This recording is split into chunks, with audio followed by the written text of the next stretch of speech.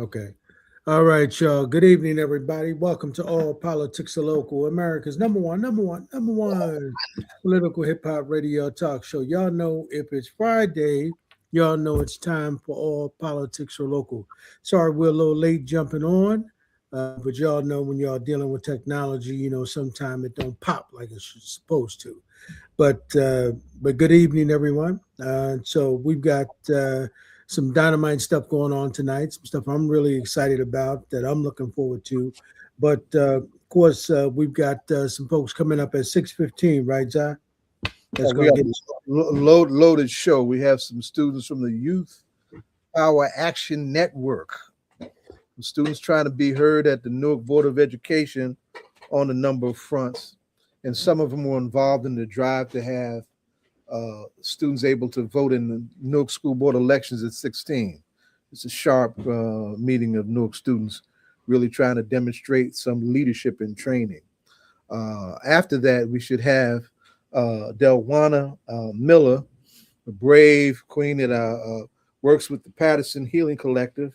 The Patterson Healing Collective is best known for their hospital-based violence intervention program and the work that they do in the streets around, making peace, similar to our street team and other programs. But they also have a very serious support group for mothers who have lost children to violence, for siblings who lost children to violence, and they're getting ready for a fresh round of what those support groups are going to be and how they're going to work and how they're going to meet. So she's going to talk about that arm of the Patterson Healing Collective. Then after that, this is Black Love Weekend. And right on, and God bless to all of y'all that got it, right? Right. We're going to have the great Naseed Gifted, Mr. Afrofuturism for Newark, New Jersey, and the conceptual and leader of ChemFest, who's hosting their annual Wakanda Ball tomorrow at Express Newark. We're going to talk about that gathering, and then we have a special guest to wind up the show this evening. Somebody very dear to me, and Ed, you know this family very well. We all, Wakanda Lumumba has been a fixture in our space for a long time, but some of us go back with Wakai's dad, the late great Chokwe Lumumba, who was a pioneer in the new African independence movement and would later become the mayor of Jackson, straight out of Detroit, though, actually. His sister, his little sister Sushanna, has penned a memoir, a family memoir, to lift up her revolutionary brother's legacy. She's going to be our special Black History Month guest at the end of the year. So it's a loaded show. It's a loaded show tonight. And let me tell you something, Zai. I'm absolutely looking forward to Miss Shakur coming on. I mean, she's a great storyteller, by the way. You know what I mean? And quiet as kept. Most people don't know that she was actually a law student herself.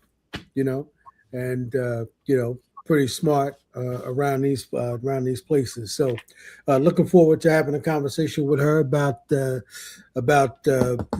Lumumba. I can't wait to read the book, man. You know what I mean? Yeah, the book launches the end of the month in Detroit. And Yeah. I already reached out to some of, Chokwe was a pioneer in what we call the New African Independence Movement. It's a very important arm of the Black nationalist tradition. Reparations is like a key factor. They really carried the reparations movement for the Black liberation movement in the 60s and the 70s, and 80s, still do, right? Yeah. Yeah. She, Chokwe was special to a lot of us. I go back to the 1980s with Daddy Chokwe. He was a big influence for a lot of. I reached out to some of our New African folks in New York to let's have that conversation about doing a book event for the book as soon as we are all mutually able to do that. And we should acknowledge from the door too that this is also part of a drive, a fundraising effort for her nephew, Chokwe's son, Chokwe Antar Lumumba. All right. Who was targeted by this Justice Department because they could not deal with another wave of a popular mayor named Lumumba in Jackson, Mississippi. And Right. so he has to fight to clear his name in the courts, much in the way that our own LaMonica McIver has to do so now also behind this backwards racist Justice Department. So it's loaded. It's a loaded story with it's a loaded legacy and with a loaded mission. So it's definitely timely. Well, we definitely, should, talk with Miss Shakur when she come on about, definitely doing a book signing here in Newark with her. And then, maybe talking about ourselves, Zaid, maybe putting together a fundraiser perhaps with Mayor Baraka. You know what I mean? Here. We could do that. It would be powerful if we could do that. And it would mean a lot. Yeah, and as organizer, I'm gonna tell you something. She's a crack organizer, right? Yeah. She in terms of fundraising, Sushanna can get down. So could Rakir. Yeah, she's an organizer. She was an organizer raised by organizers. Yeah. So yeah. So I think that's something, because I think the trial starts in July. So I think that, one of the things we were talking about is definitely all of us getting together on a conference call, with Anton. Yeah. Get on a conference call with him and, see if we can put something together, before that trial start, as we get closer to the summer, and let's see if we can put something together, man. Yeah. You know what I mean? Yeah. To try and coincide with what she's doing, but more importantly, too, maybe we can schedule it around that time where she's also here to do the book signing, and then we can put together something where we have all of the kings come out, and do a fundraiser for our brother. Indeed. So sound like something I definitely want to be talking about with her. To help put that together, because Zaid, I said this to Rakim when she was on the show. This is about legacy, absolutely. Right? This is all about them trying to make sure that Dame Lumumba doesn't rise any further than Antar, having picked up the mantle and carried on the mayoralship down in Jackson, Mississippi, right? I mean, that's really what this is about, and so we need to make sure that. That we do everything we can to support this family. That's right. Their stance around free to land is legendary. You know what I mean? And you got to remember, man, he moved his whole family from New York, down to Mississippi. Of course, they're from Detroit, but to make that move with his family because he believed in that, man. And the work he was doing. I remember them days. I remember they were little kids. Their father was up this way. Yes. And the work he was doing, you got to remember the work he was doing with the organization, but even his legal work was impressive, man. You know what I mean? The cases he one of our go-to movement lawyers. Yeah. The cases he was taking on, and some of the, it's interesting because I think about some of the stories I heard Antar, tell, man, about his father and some of the incidents he had in court with some of the judges, was absolutely legendary, Absolutely. And then think about some of the other revolutionary lawyers that worked with him, those brothers and sisters. So we definitely need to talk about that maybe a little bit with Sushanna tonight, but yeah, man, it would be great if we could put something on in Newark, right?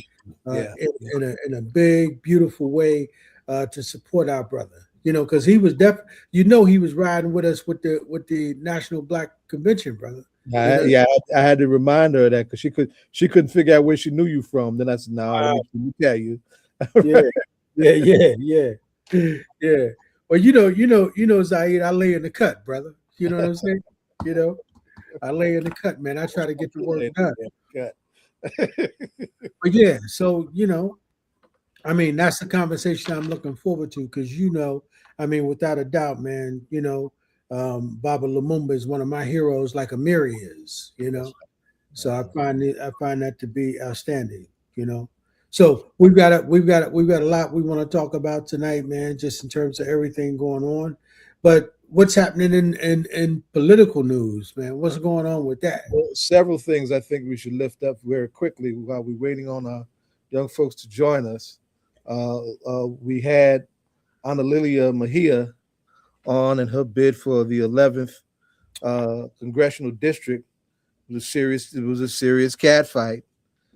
She won, but it took 3 to 4 days to count all the votes. She only won by a handful of votes. It came down between her and Tom Malinowski, and she won. And it was, I say, it's a victory for not just her, but for radical struggle in electoral spaces, attacking the corruption and the money changers, and out organizing all the money influence that has corrupted and weakened the so-called Democratic Party. That's me. That's my line, right? And so I think that victory has that kind of significance. There's some ugly stuff in the air that I hope gets cleared. In that, Tahisa Way, who was the former Secretary of State responsible for our elections in New Jersey once upon a time, there's talk about AIPAC getting behind her to run against Analita in the general election in a few months, because they put a lot of money behind these. Now, I hope Democrats do what they're supposed to do. You know, if Analita was not a Sanders Democrat and was not a radical, right, they would automatically unite around the candidate who won the primary. Ain't that what you're supposed to do? In U.S. ABC elections? We'll see whether or not that happens. I hope that they don't do that mess, and I hope that young lady doesn't get caught up in that mess, because that is some mess, and that's what's wrong with the Democratic Party, and that's why these crazy behind racists done beat their behinds and took over this government and got us all scrambling. So that's that. We want to give a big lift, a big shout out, a big right on to Analia for her an excellent ground campaign, because she's an organizer. Remember, she's a serious organizer, had an organizing track record, and out organized, several wings of the Democratic Party machine in two of the wealthiest counties in the state. Yeah, it's really a great story on its own terms. We can go on for days on that one, but I definitely wanted to lift her up. I have been trying to get somebody from the nurses' strike in New York, and that strike is still going on. There was one settlement, because there's several different hospitals involved. Right. There was one settlement with one wing of nurses in connection with one particular hospital, but the others, they're still rumbling. They were close to a settlement early in the week, but then they said, no, this ain't working. So they're still in the streets, and I'm trying to get a brother who's got some lineage of an organizing kind to join us when we can be available to be a part of this. That's just something in the air. We were also supposed to have, I have to say this, we were also supposed to have, and then our students are starting to chime in, so I'll wind up.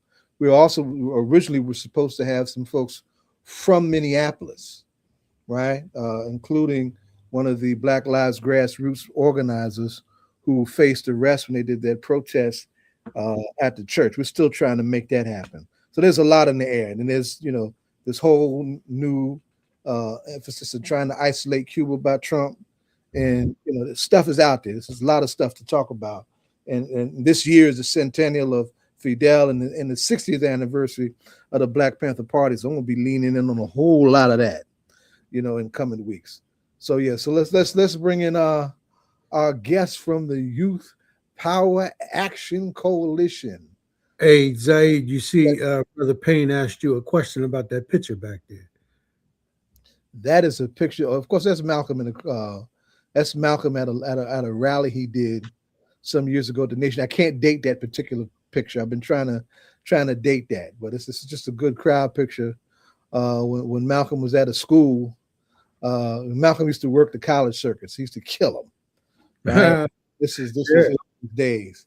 Uh, yeah. why he asked that, because he knows his uncle brought Malcolm to Rutgers.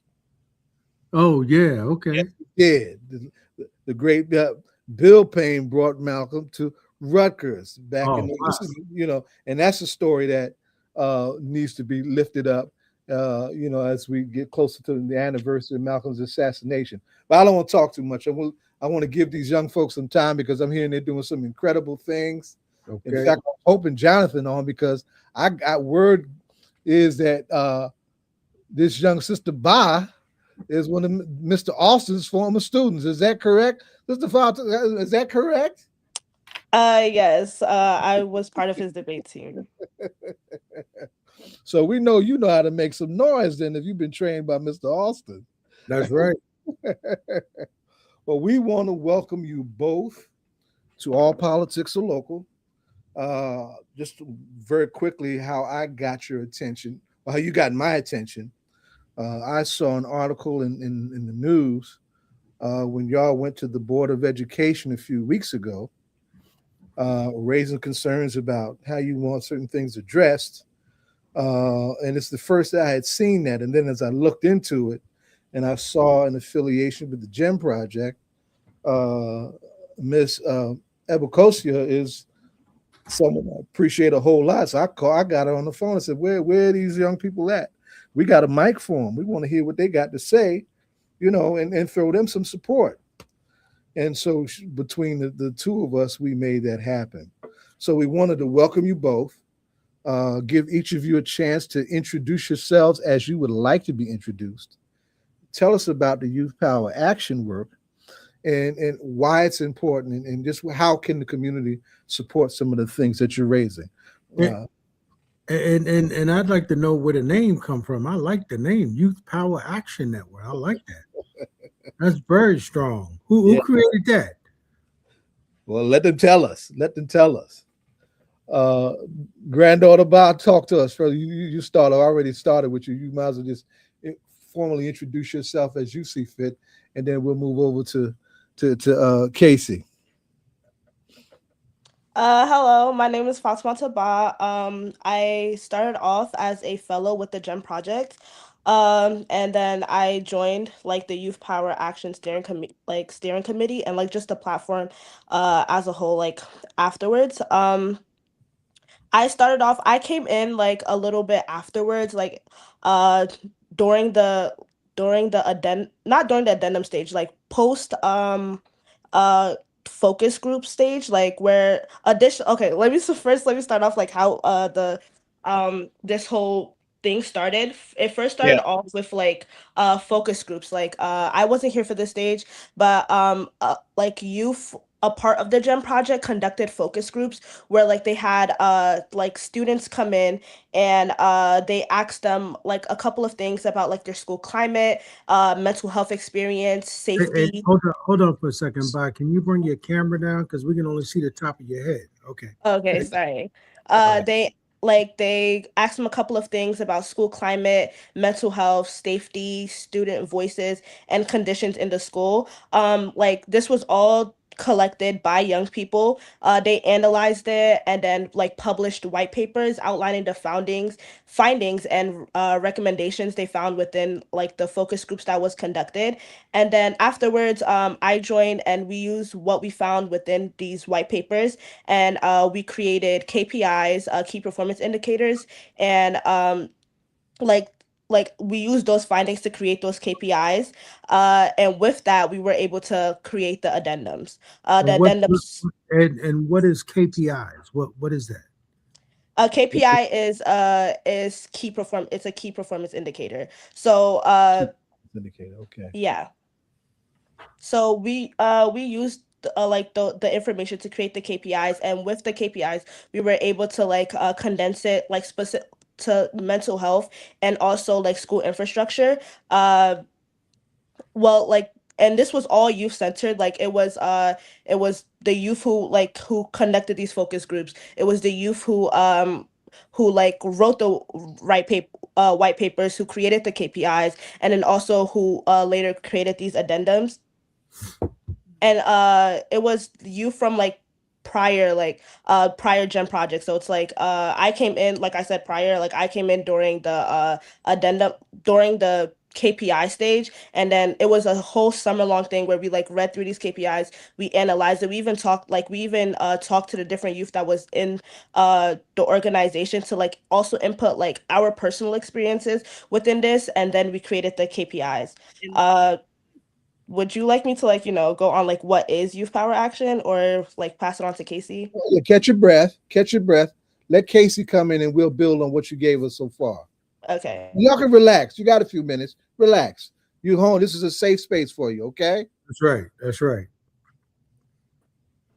Come on, Okay, Casey. can you guys hear me? Yes, Yeah. ma'am. Okay, great.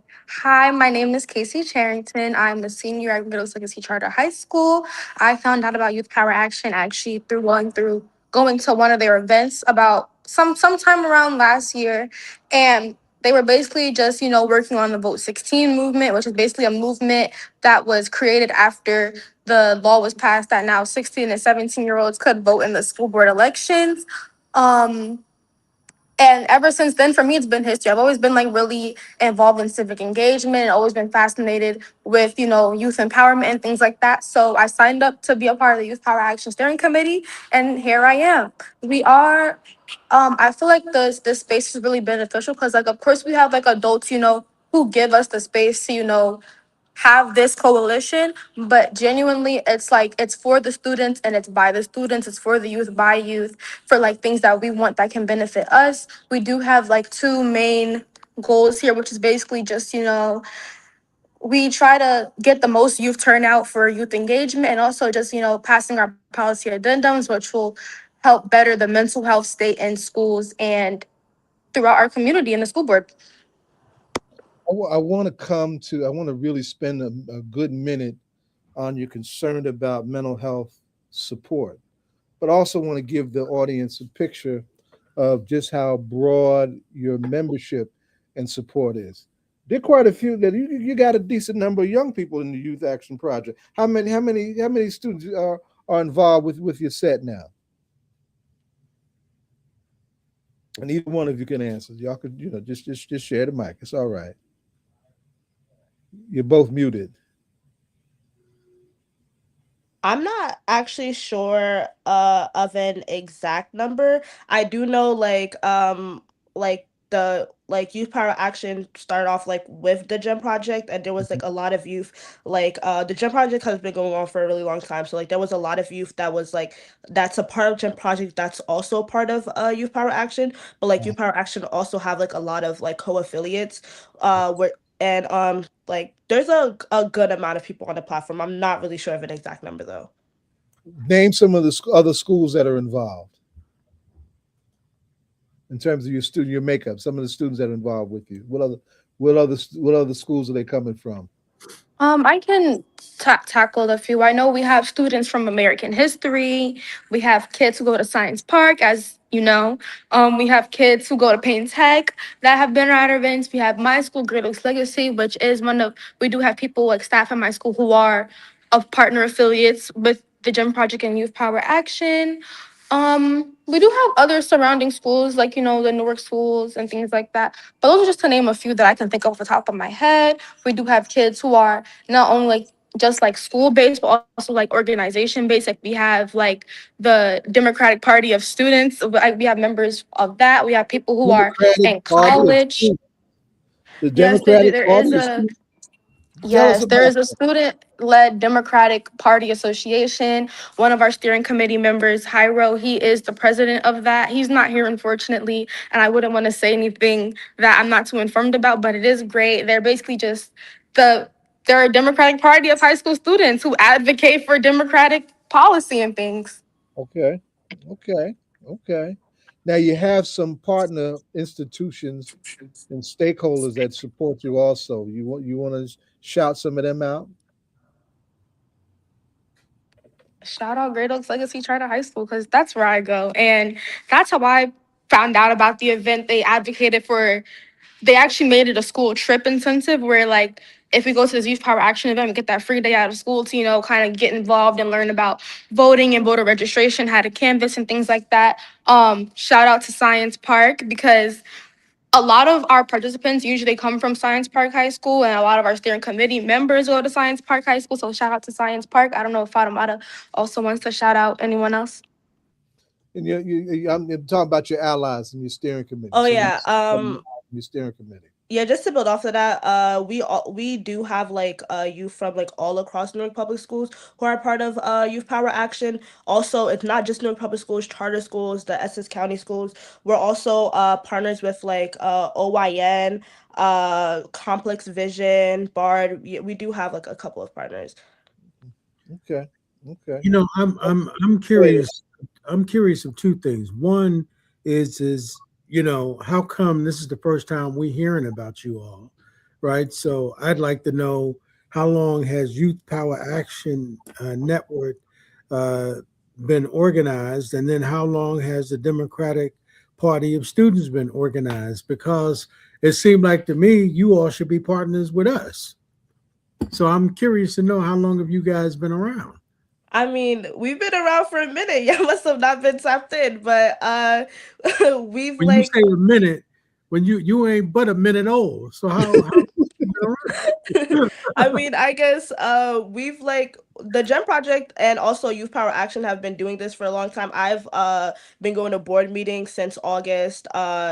We've been in a couple of things. We've like the GEM project have hosted like events. They've done the Vote 16, which allowed youth to start voting like at school board or local elections, like starting at 16-year old.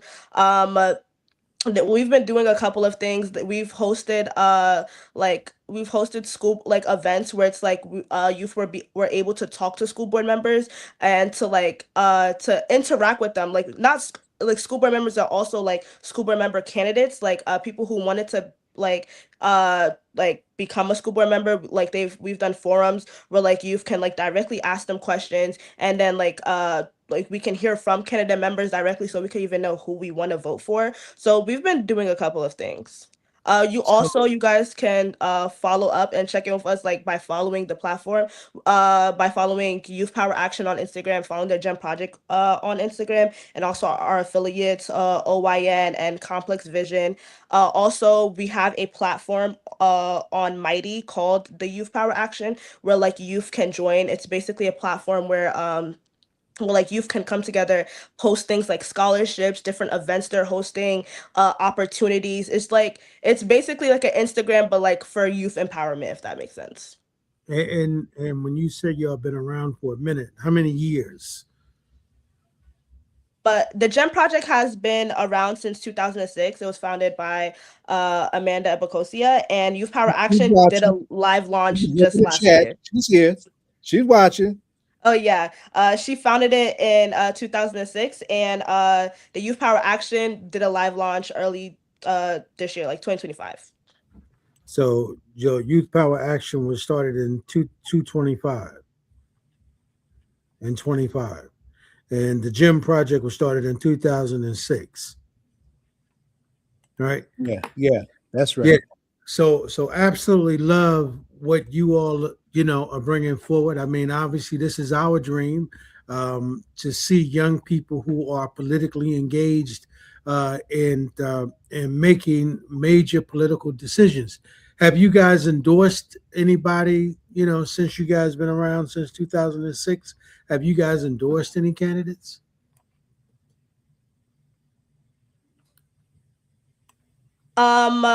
I can't, like I said, like I've only joined GEM Project early last year, so like I can't speak like for sure if there like if any candidates have been endorsed, but I'm sure no, because um I've also done canvassing with the GEM Project, and we were non like partial, like we remained pretty like Nonpartisan. non-partial what yeah when it came yeah non-partisan sorry That's all right. when it came to like going out to the community and like encouraging people to vote.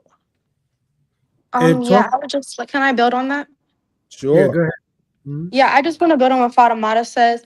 Ever since I've been in tune with Youth Power Action, now that I am a steering committee member, I think our biggest goal is not to endorse one person or try to push for the kids to know about this specific topic or this one thing. It's just to get the youth as informed as possible. That way they can make their own political choices. Because Youth Power Action isn't always going to be there to hold these kids' hands once they become 30, 25, all these different ages. So I think it's just to get them as politically informed and as involved as possible. That way they're able to venture out and make their own decisions based on what they want to see. Because that's what we want. We want the youth to make their own decisions and make decisions that will benefit them and their community as best as possible. Yeah. Oh. What inspired y'all to actually take on this sense of responsibility and leadership that you're so passionate about? What got you flowing? Or who got you flowing? Who inspired you? I'll That's a good. start. I think honestly the inspiration really came from seeing other Youth Power Action members do their thing. Like like my first time coming in contact with Youth Power Action was an event at the Water Coalition here in Newark sometime around last year, and ever since then I was just amazed by these informed youth. I didn't know much about the Vote 16 movement or even just youth political involvement. I've known about like social change, but I never like really understood the weight of youth political involvement. And I seen people my age educating other people who are my age about the our voting rights, what it means to vote, the impact of voting, and it just ignited me to really get on that. Like I wanted to learn how to canvas. I wanted to learn how to register my friends and how to make a bigger change in my communities. Mm, mm, mm. Fatimata, what got you flowing? Oh, I've like always been interested in like making an impact and like being able to like put myself out there and like be hands-on with my community and with people around me. For me, like this work is impactful and it's like not something abstract specifically with the movement. Like it's something I see as an everyday student. Like I've watched classmates struggle with stress, mental health, and feeling unsupported and like like feeling like if they speak up or like just with the youth in general, they feel like their voice or speaking up in general like wouldn't lead to a change. So and that's personally stuck with me. So it's like I want to be like I want to be that person where it's like I show my voice makes an impact and also like inspire other youth to like also use their voice to make an impact. And it's like for me it's just about making sure students like don't have to suffer quietly or like just get through school. It's about creating like systems where students like are actually asked about what's like affecting them, and for students who, because not everybody wants to come out and like speak out, everybody is different, so like just to create those systems where it's like students are supported and like they don't have to be the ones to just like go out and and speak up like these systems are working for the students, if that makes sense. Well, it makes plenty of sense. How are s- teachers in your relationships in your schools and adults in the community and your families? How are you being supported in what y'all are doing? And I think Casey has fallen off for a minute. She can certainly get back on if she can. Um, but how grown folks taking you? Are they giving you some respect and attention that y'all think you need? Yeah, definitely. I think especially with the GEM project and like our like in our affiliates, like the GEM project has really, and YPA has been really big on like giving youth the platform and the tools they need to be able to do these things. Like this opportunity was given to me, like to speak here was given to me by Amanda, by the Mhm. GEM project. Like it's always been about like giving to like tools, like the youth tools they need to be able to speak out about the problems that they're facing. When it comes to going to board meetings, like I never really have to worry about transportation or like how I'm gonna get to all these different places. Like we're given transportation sometimes through shuttles, sometimes through Uber. Like I never had to be like, oh my god, I have to stay at this board meeting, like just leave school and then stay at this board meeting up until like 8, 9, or like 10 p.m. With no food, because like that is given to us. Like Amanda does provide us with the food. When it comes to help, like, or asking questions or like feeling supported, that's all given to us by the GEM Project and Youth Power Action. Awesome. Casey, are you back? Patience. I would just like to build on that because what Fatima said is totally true, and I feel the same exact way. I resonated with it so much because one time, I'm just gonna give you a little anecdote. One time we had it was our MLK Day event, and I was walking and it was like freezing cold that week, like that week of like January 19th. It was very, very cold, and I think there was snow outside. And I was walking because my car broke down and my mom was at work, so I couldn't call for Uber. But I really wanted to go to the city because I signed up. I didn't want to stay committed, so it's kind of my responsibility to be there. And I decided to walk this 3-minute walking until I can get there in time. And I called up and my ring a little late, and she said, "Girl, go pick that Uber." Like, she called me there. She told me to wait for her. I don't think she can hear us. Casey, can you hear us? Your link, your sound got distorted for a minute. Do this. Go out and come back in. Use the same link, a different browser, and come back in because we want to make sure we heard what you said. Okay. Sometimes it's not you. Sometimes. Yeah, because she. I'm sorry. Yeah, just going out and come back in, right? And we'll keep chopping it up with Fatimatu, all right? Because we wanted to hear you. We wanted to hear you. You were really getting ready to tell a story, and we want folks to hear that. Let's start talking about this thing around mental health because that's and I know that's not the only issue that you focus on. Why don't you outline, Fatimatu, some of the issues that you are focusing on in addition to this question around mental health supports? We also like have an addendum on school infrastructure. So it's not just like mental health, it's also about like, the physical space that students are in. Because like I personally think it goes hand in hand. Like how are you supposed to like, I guess, mentally feel comfortable in a space if you're not physically comfortable? So yeah, we do focus on school infrastructure too. Do any of the schools stand out in terms of needs, in terms of your research? I wouldn't say any specific, like there's like any specific schools. Like I do go to Science Park, and so like I would say like I'm privileged in that sense where it's like yeah, like I go to Science Park, but like I wouldn't say everything's perfect, but like I would say like I'm privileged in the sense where I go to Science Park and like I don't have to worry too much about like terrible infrastructure compared to like the older schools within Newark Public Schools. That acknowledgement is important. It's important to acknowledge when you do have some privileges, you do have some benefits. All right. Okay. Now, how many times have y'all been to the board raising your concerns? I've personally been speaking since August. I went to the board retreat and and like I've spoken there. I've also spoken to board members like over the summer, like July, around end of July. I've spoken to multiple the board members presenting like the KPIs and then like our ideas and our findings to see if like this is even something they'd be interested in, and also like to ask for feedback, like to see like creating that connection where it's like we're not just like demanding these things from you. We want your help. We want to be a part of that process. And then I went to I said the board retreat, and then I went to the first board meeting September, and I spoke. I went back October. I went back November. I don't think like we were able to, I was present, but I wasn't able to speak November. I went back December, and then also in January, and I'll be there again this month. Now the board is in an interesting space because they too have elections coming up. You have concerns that you raise that have some time-sensitive dimensions. Do you want to tell us about what you would at least hope to, extract or get from the board between now and the time of their next elections?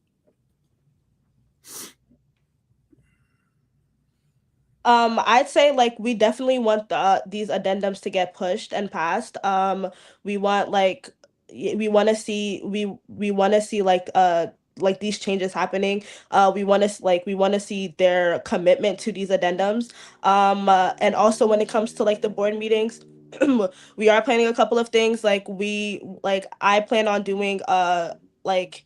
I plan on doing voter registration. We do want to get we do want to get like the youth registered. We do want to get the youth out there to vote. We do want them to also be a part of this process, and also know that their voice does matter. And when especially when it comes to these board meetings, our board members, they can make the change, and they have the power to put these people into office, if that makes sense. Yes, it does. Now, Casey, you're back, and you were trying to tell us a story about what motivated you and who was supportive of you in moving into this leadership life that you're in right now. Why don't you try to retell us that story? We want to hear you, but your connection is better. We apologize for that.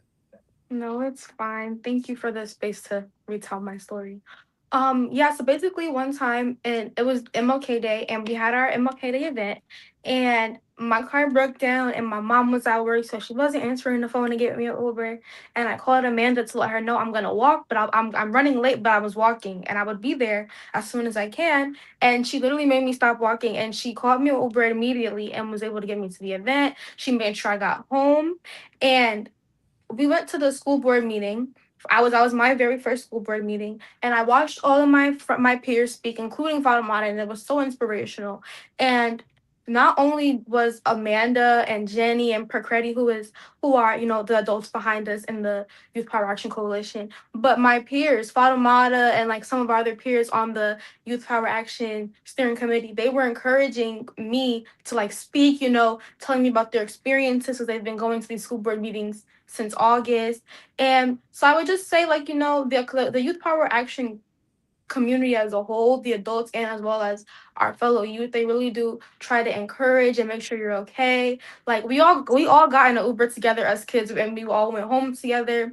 Amanda and Jenny made sure we had food before we even went to the school board meeting. We got a shuttle bus there, and they made sure that we all got home nice and safely. So I think that they have done the best at showing me the support. I plan on speaking at the next school board meeting at the end of the month, and Jenny and Amanda have been so helpful, offering to help me with my speech and just make sure everything is good, that I'm comfortable when I do go speak. So yeah. Very good. Awesome. Awesome. I'm glad you got to tell it, and I'm sorry about the tech and the garbling and all that that you had to go in and out on.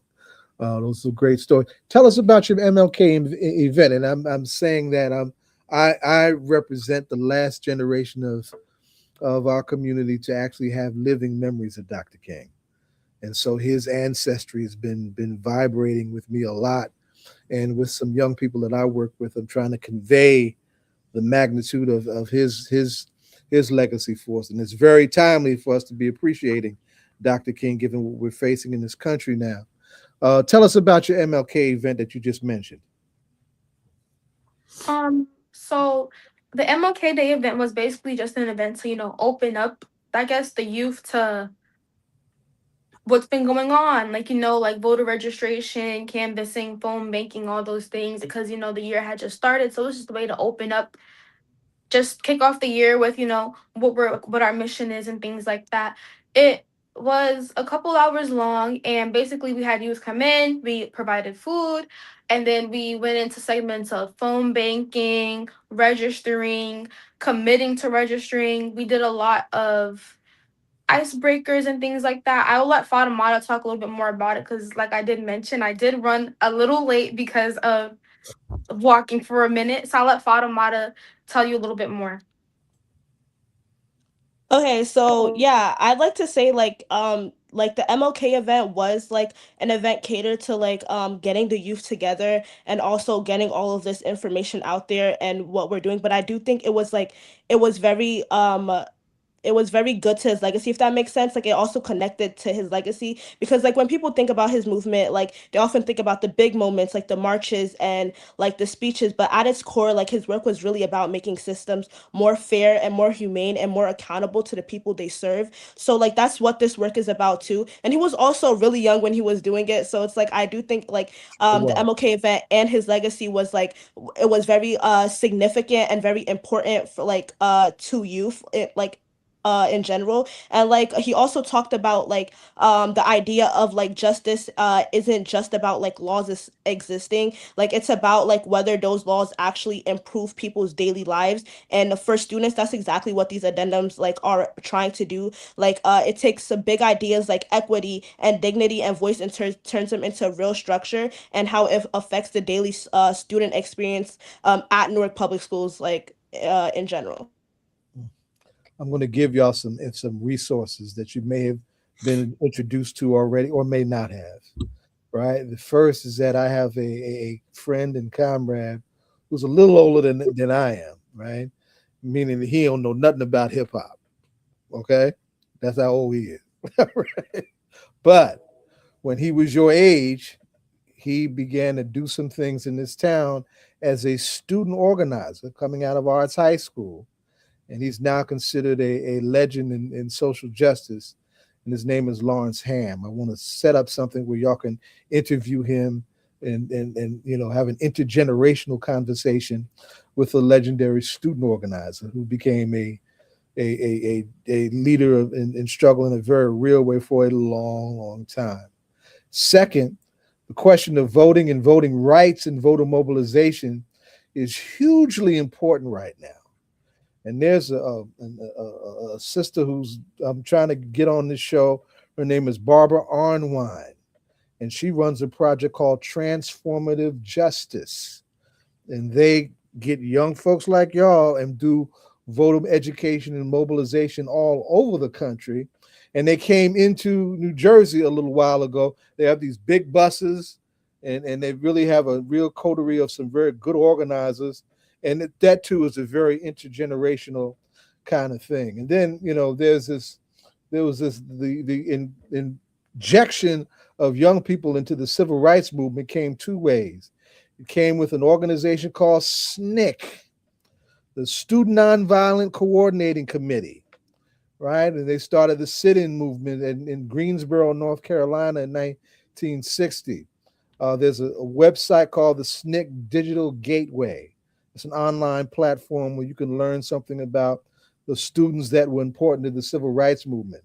And a very incredible, dramatic moment took place in 1963 with what was known as the Children's Crusade in Birmingham, Alabama. It was a very brave and dangerous moment for people in the civil rights movement. It was a very telling moment for those young people who were involved in that. That stuff, I think, that would really leave all of you very full in terms of what you're trying to do and trying to get a foundation for what you're doing. Now, let's come back to this heavy question that I'm very proud that y'all lifting up because it's an important question for your generation, like no other generation. This question about concern about mental health support. Tell us about that and why that's so important to you.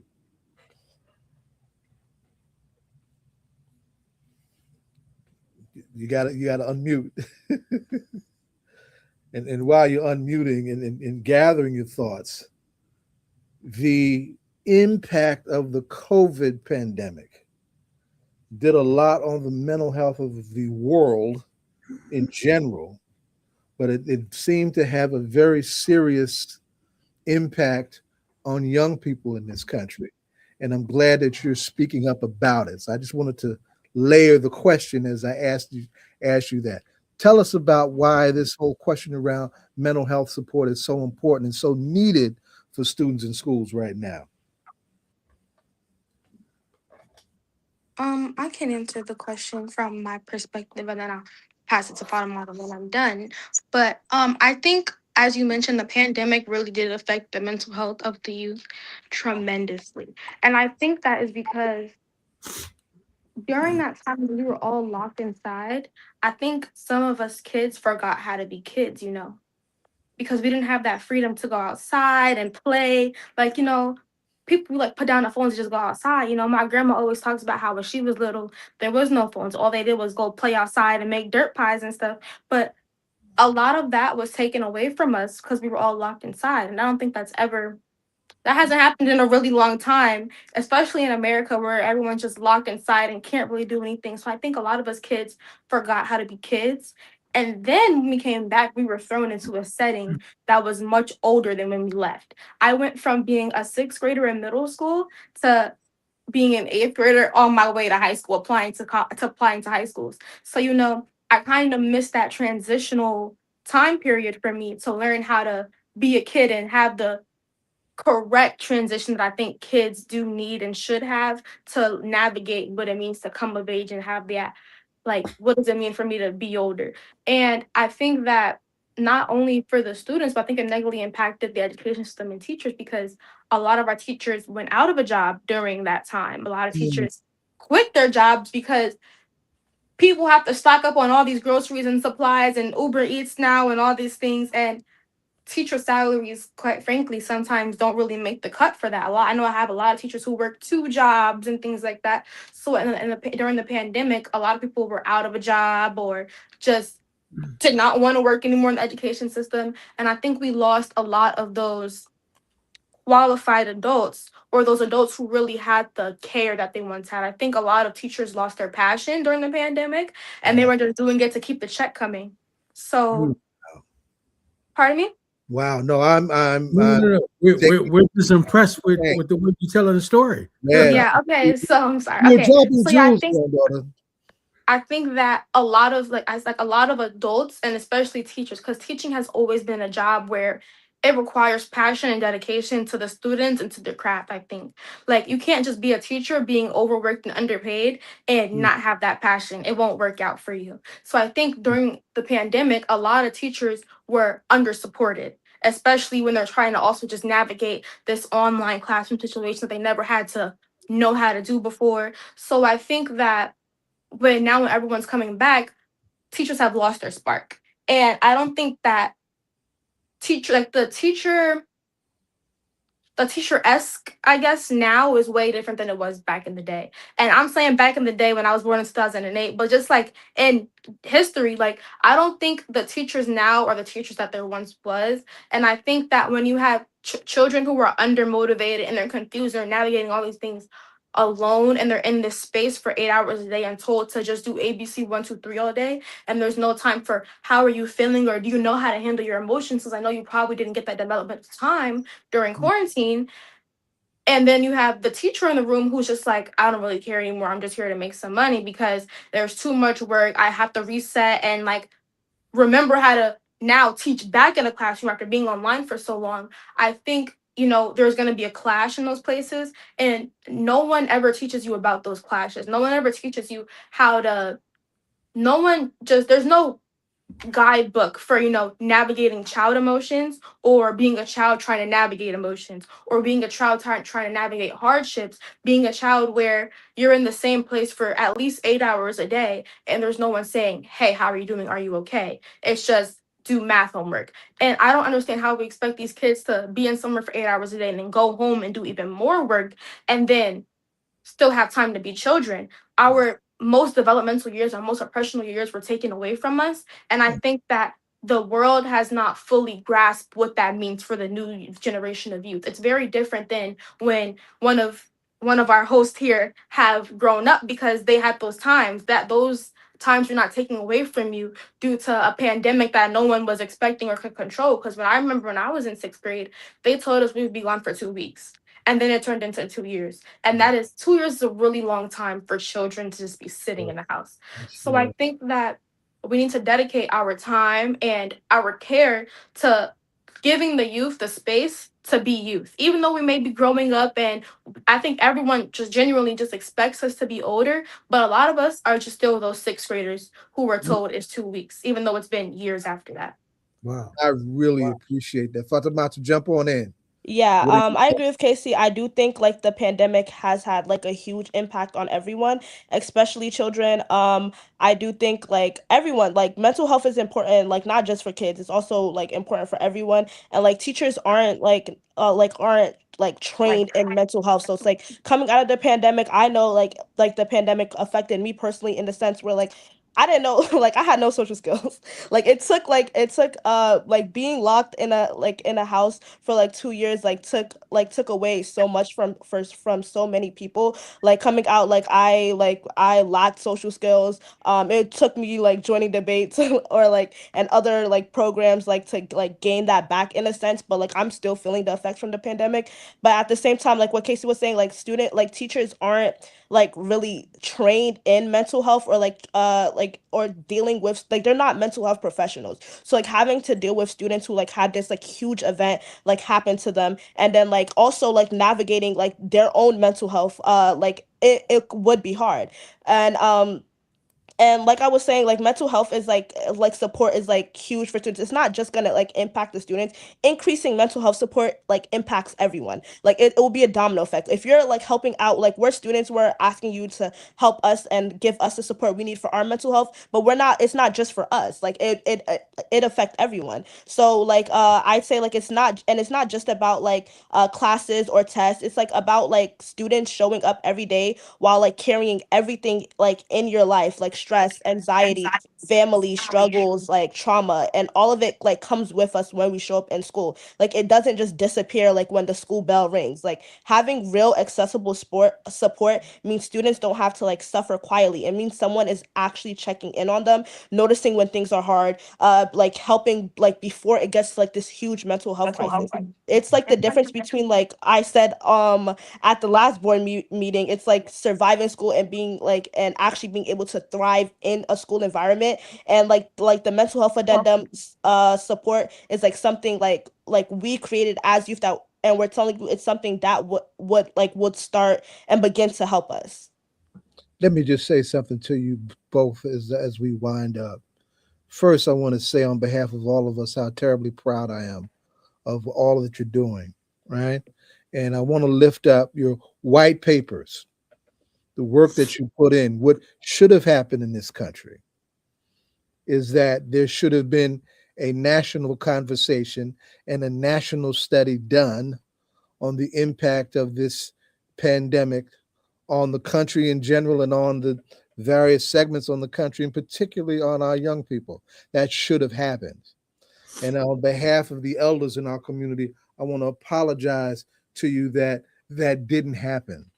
And I hope you continue in your own journey, in your own respective development to be the generation of leadership better than the generation that failed you and then failed the country, I would dare say, on this particular front at this particular time.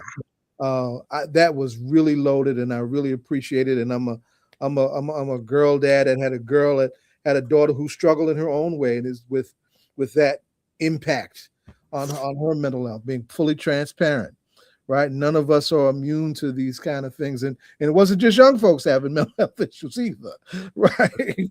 It was a lot. It was a harsh change, and if you already have some pre-existing challenges that are not being healthily supported, those things compound, and bad things can become worse. And you know that we had spikes in violence in the home, spikes in violence in the streets.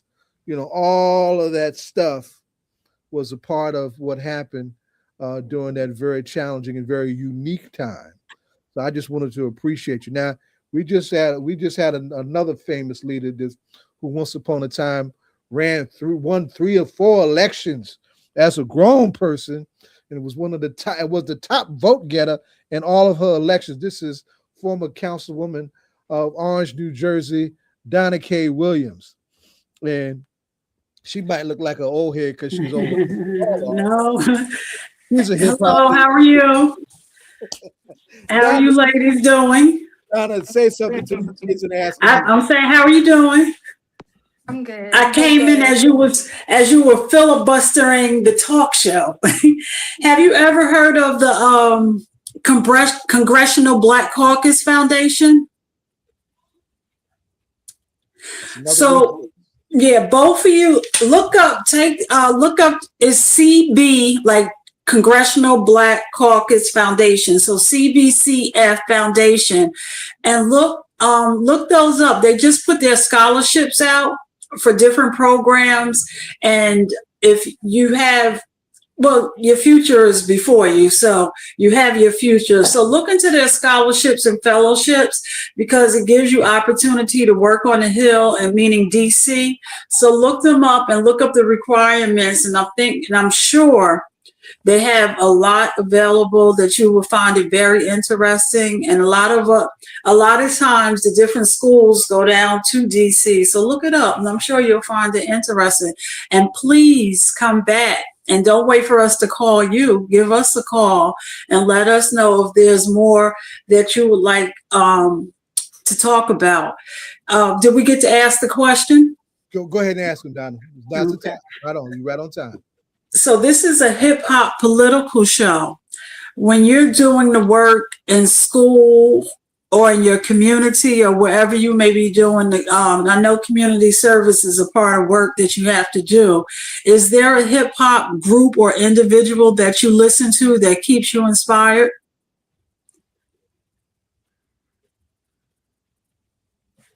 Y'all are both muted. Yeah, I was trying to say something. You're muted, granddaughter. I was just thinking, I wouldn't say, I don't think I listen to a lot of hip hop. I do listen to I would say I listen to a lot of different types of music. But I do listen to a lot of older music, but also Afro beats and stuff like that, because I am African. I'd say, who's your favorite Afrobeat artist? I don't really have any favorite artists, but I do listen to I listen to Burna Boy, I listen to Rema, I listen to I listen to a lot of different people, but I also do listen to a lot of older songs. I listen to Lauryn Hill, I listen to Beyonce, I listen to Kendrick Lamar, I listen to J. Cole. I listen to a lot of different types of music. So for all the hip hop you don't listen to, you just named several. From are you Nigerian? No, I'm not Nigerian. I'm Guinean and Senegalese. Okay. I don't listen I wouldn't say, because I listen to a lot of that much modern hip hop, if that makes sense. Okay. Well, no, everybody you said is a great artist in their own right. Casey, who you got? Who you listening to? You're muted. Can you guys hear me? Now we can. Okay. I gotta be honest, I cannot hear y'all, but it's okay. I'm gonna just let y'all know, and I'm gonna read y'all facial expressions to see the reactions. But I'm a hip hop girl. I love hip hop. I love the culture. R&B, hip hop. That's kind of my thing. I am a Caribbean girl, though I'm not. Where your mother from? Fully African American. I do claim to be African American, though. But I'm my parents, my father's parents are both immigrants. My mother, my mom's mom is Native American, and her dad is Panamanian. So I do have some roots in other places, but I was born here. I rep here. I'm a Black girl. I think some artists that I think are inspiring. Honestly, I think Tupac is a great activist. When people say Tupac or Biggie, as a girl from Brooklyn, New York, I always have to say Tupac, only because he was more than just a rapper. He was an activist. He was a poet. He was a feminist, in my opinion. Just throw that in there. I feel like I do resonate with his music sometimes. Not all the time, but sometimes I definitely do feel like he always had a purpose for the things that he was saying. I think J. Cole was another one. I feel like he's just for the culture, and he's all for Black empowerment and things like that, and just people being authentically themselves. Love Lauryn Hill to death. And some new people as well. I like to see even just smaller artists. I like when I get to see the youth coming up and doing things and trying to become rappers, especially now. Everybody want to be a rapper right now, and honestly I'm all for it. I love seeing people figure out new talents and make things out of themselves. I said, a lot of those childish years taken away from us. So just seeing people like still having that immature aspect to them, it's really fun to see, and like that creativeness that I think we missed out on for a couple of years. So yeah, that's basically what I'm into.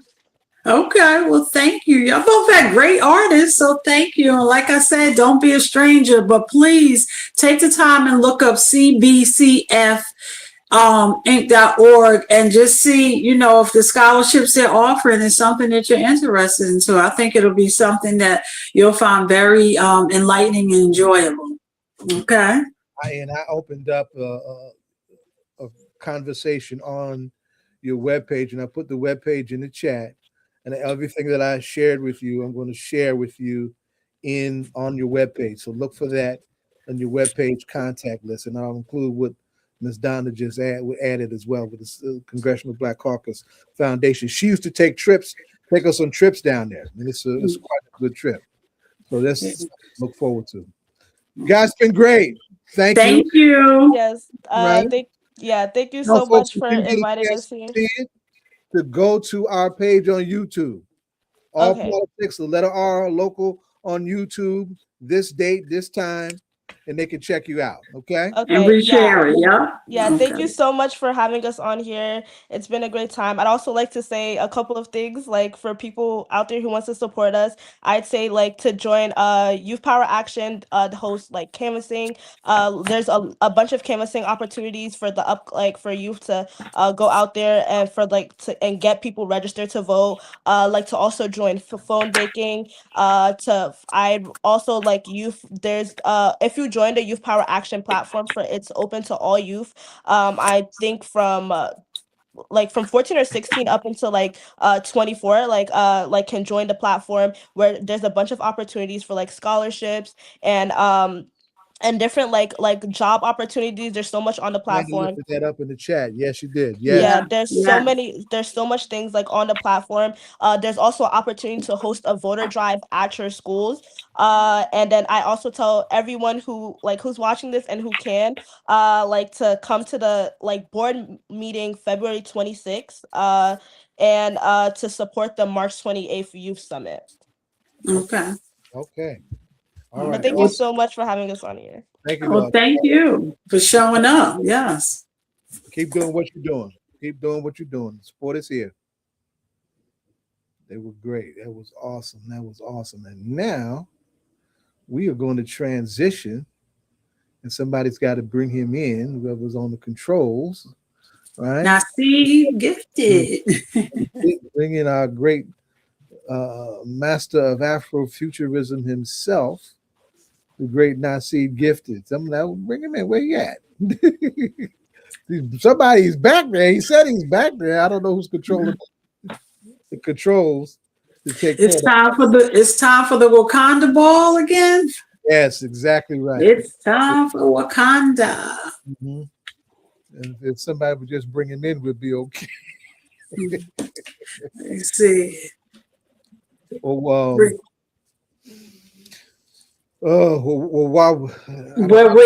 waiting for him to come in during the hot topics, did you talk about Bad Bunny? No, we didn't get a chance to talk about that. You didn't get the chance to talk about how we were talking about all year. We talked about Kendrick Lamar all year. Now we're talking about Bad Bunny. And how them crazy white folks couldn't take that. Yeah, it's too much. And 2 years, too much, huh? They could. Well, it's interesting because, of course, like before, Rutgers has done a curriculum. They have Bad Bunny 101 at Rutgers, so on a Puerto Rican diaspora. So that's something that's come out of it, and students, and that was put forth by students, and they came, they wanted, to help the larger community understand the Puerto Rican diaspora, and so they're doing this. This is the second time that they'll be teaching it at Rutgers. So, really, yes. All right. Let's say right on to that. Mm-hmm. I don't know who's on the controls. We need to get him on. Okay. Yes. Access to the controls, for somebody. We need to bring the brother on. I don't know what's happening. Dellwanna's also I'm calling now. okay.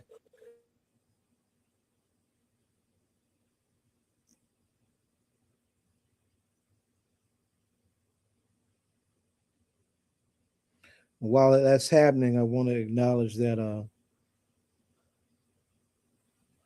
we want to have the two. I think Dellwanna is in the background too. Let me just see. Dell, are you okay with coming back at 7:45? If she is, we can do that because they got the times mixed up, and I know I know you're both juggling a lot. Okay, cool. All right. So when we get Mr.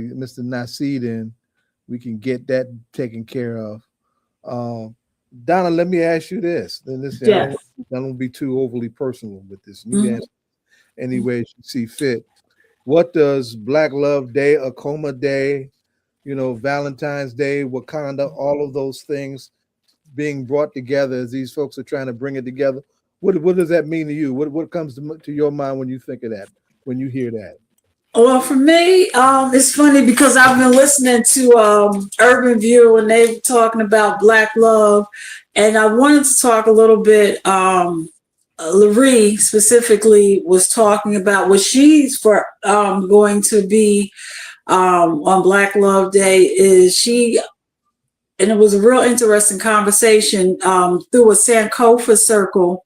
She's going to bring forth taking her radio listeners to a more intimate circle where they can talk about issues in our community and building community more, and just realizing that in these challenging times where nobody owns these airways, and probably getting back to basics, more intimate places of talking, round tables, and not and while we're here talking and using all of this technology, sometimes because we don't own the rights to all of these, that we can be cut off at any time, that we have to get back to spaces that we have more control over. So building community. Well, let me just share this, and I shared it on Facebook. There's a shard, and I want to get her on here too. I haven't even think to ask her yet. All right, but in the land of filmmaking, there's a sharp sister who out of New Orleans named Stacy Muhammad, and she's had her hands on a lot of different projects. And for the weekend, she created this montage of the different film and television projects that have captured love in one long 3-minute flow, right? Okay. It was beautiful. She's Is she capturing movies or just stills, or what is she? Oh, this is all for motion picture stuff. Everything I think she did several episodes of Queen Sugar. She did stuff from Cross. She did, she's got a range of spaces that she's touched, and she's also a part of Love Jones. Yeah, that was in there. That was in there. Oh, we got it. Very good. There's Naseed. Hey, Naseed. Yeah. So on my page, y'all look at this montage that this incredible young filmmaker is doing. She's really putting in some good work for Black love. And having said that, we've got the host with the most, the chief architect of Afrofuturism in the whole city of Newark, the great Naseed Gifted, has joined us. What's going on, beloved? Peace and blessings. Thank you guys for always having me, being welcoming. Before I even start, man, I want to give a big shout out to those young people. Casey and Fatimata. Fatimata is one of mine, so I definitely want to give her some love and everything. And I love the passion that you said she was one of yours, Naseed? Yes. Wow. Okay. One of mine.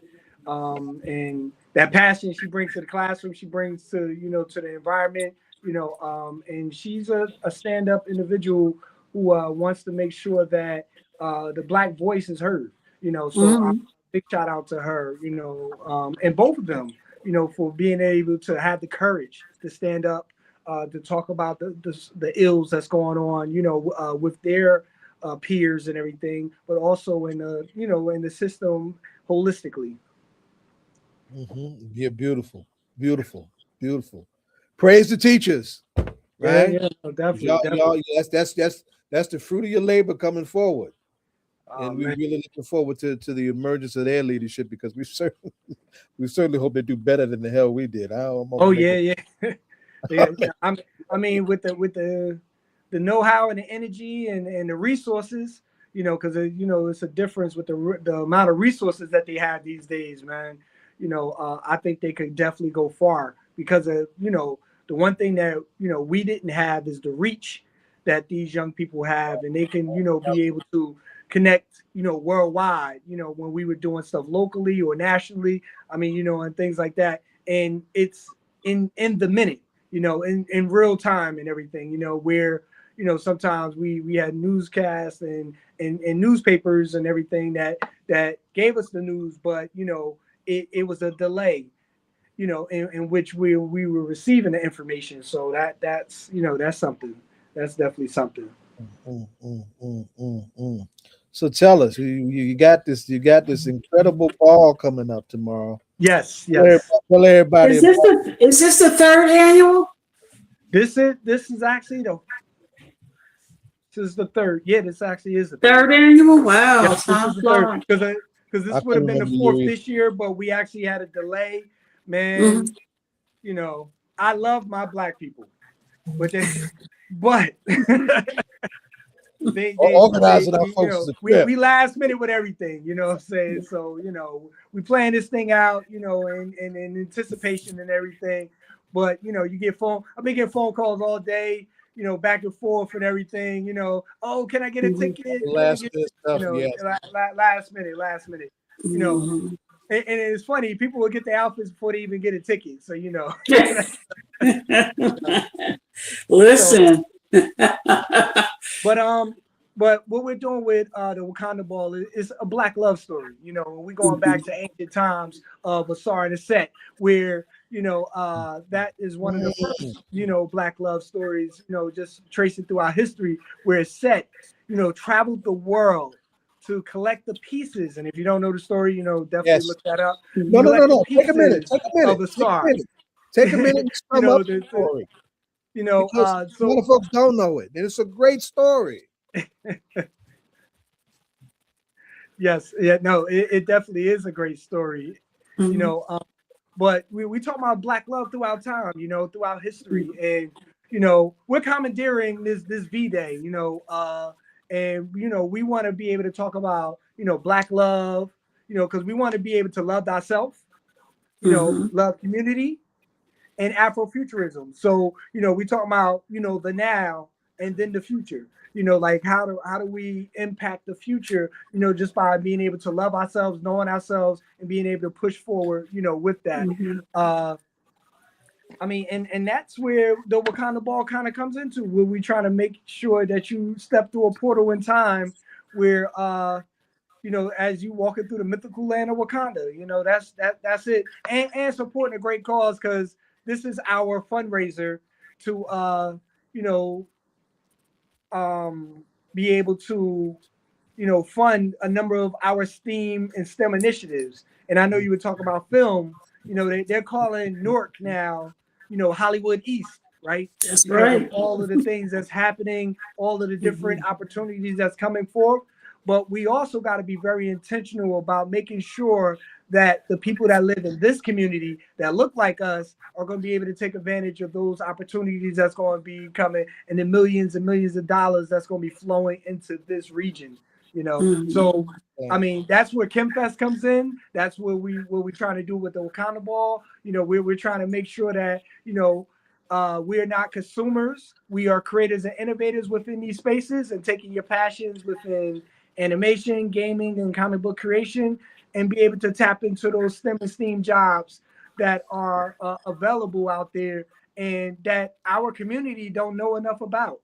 So we're trying to bring focus to that, and we're trying to do that through love, right? Through love. And Naseed, when is the Wakanda Ball? So the Wakanda Ball is happening tomorrow on V-Day, but we're commandeering that day to, like I said, talk about, a coma, right? Which is a symbol, when we talk about heart, it's a symbol of love, goodwill, patience,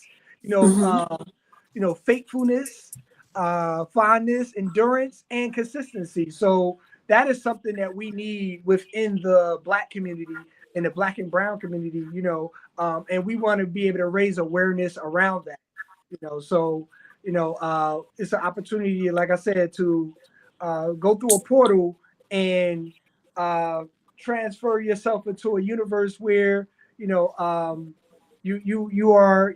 loved by not only yourself, loving yourself, but being loved by community. And then also looking into the future of what that love could be and what that love could manifest. That's right. And everything. And so are there tickets still available? If people have their outfit but no ticket, what should they do? Well, technically we are definitely we are sold out. So, Beautiful. The good fortune, we have sold out event. We actually have some it's called last minute tickets that we trying to make sure you get in the door type thing, and a part of that is because we had we're serving food. You can come. We have room for you to come into the venue, but there was a food. There was food and drink and everything that was allotted for the individuals that were coming. So we had to account for that. So we don't want people to come in and then have an expectation of sit down eating when there won't be no food for them. So that's right. That's what we are. Okay. Are there any designers that are being spotlighted in particular that have an Afrofuturistic aura about their designs? Oh, I didn't even get into the activities, but when you walk in, right, you're going to go through the violet vortex. That's going to be the portal. That's our catwalk. Everything is symbolic of, royalty, so you're going to go through a violet carpet. We don't do the red carpet. We don't do any of that stuff. You're going to go through the violet carpet. That's the vortex. As you come into violet that, is a very regal color, by the way, too. Oh, yes. Yeah, go ahead, beloved. I'm sorry. Oh, yeah. We talk about royalty because that's where we come from, right? Yes, so so we're very intentional with all of this stuff. So once you get into that portal, we're going to be able to capture that. Of course, you get to step and repeat. And then, of course, we'll have opening ceremonies where we have the opening the gateway to the ancestors. So we always do the opening gateway to the ancestors where we do libations. And then we're going to do a trans portal through time, through our drumming. And then to answer your question, ancient African former Amanata, she is sponsoring our Future is Black fashion show that's going to be happening at the Wakanda Ball, man. So, we're super excited about that. She's going to be showing her wares. A lot of people, I don't even know if she's in the shop now, still, finalizing some designs and everything for everyone, because she got the models and then she was doing, outfits for individuals that's coming to the Wakanda Ball. Because one of the things that, and I always think about the principles of Kwanzaa. We got cooperative economics, we got Emoja, we got Kuji Chocolate, we got all of the principles embedded into this one particular event. And that's why, Sister Amanata, is the sponsor for the fashion show, but she's also doing the outfits. She also provided some of the prizes for the best dress competition and everything, because she actually has the soaps and the jewelry and all of this stuff. So all of the stuff that we are giving away are, from Black-owned businesses. We have source of knowledge that is provided in our archives to document, our history. So we have a number of ads that we'll be auctioning off during the event. We got Divine Creations that are going to be selling the various jewelry and everything like that. So, it's going to be a whole inclusive event. Oh, and I'm sorry, Get Face Photography will be capturing, the moments and the photos. And then Wave God Photography will be doing the videography for the event. So, we just want to be all inclusive and everything. And shout out to all of them for, stepping up, and especially Express Nork. Express Nork is our event sponsor. Those individuals over there, Stefan, Natasha, and Pat, who, allowed us to be able to accommodate this space to be able to bring this to the city of Newark. I gotta add, now I gotta get political for a second. Right? We are in a crazy as hell, hostile, culturally hostile political environment. Yes. Based on what's happening on the national stage. Have you seen that impact on the work that you do on your students, right? On the in our broader community of carrying culture and creativity, or and then I hope this is the answer, is our grasp of culture and art serving as a buffer from the harm and the hate that's coming from that crazy energy? Talk to us. So I'm seeing it all, right? And there's a lot of healing that needs to happen, for what's happening with, the current administration, ICE and everything, that is affecting our student population directly.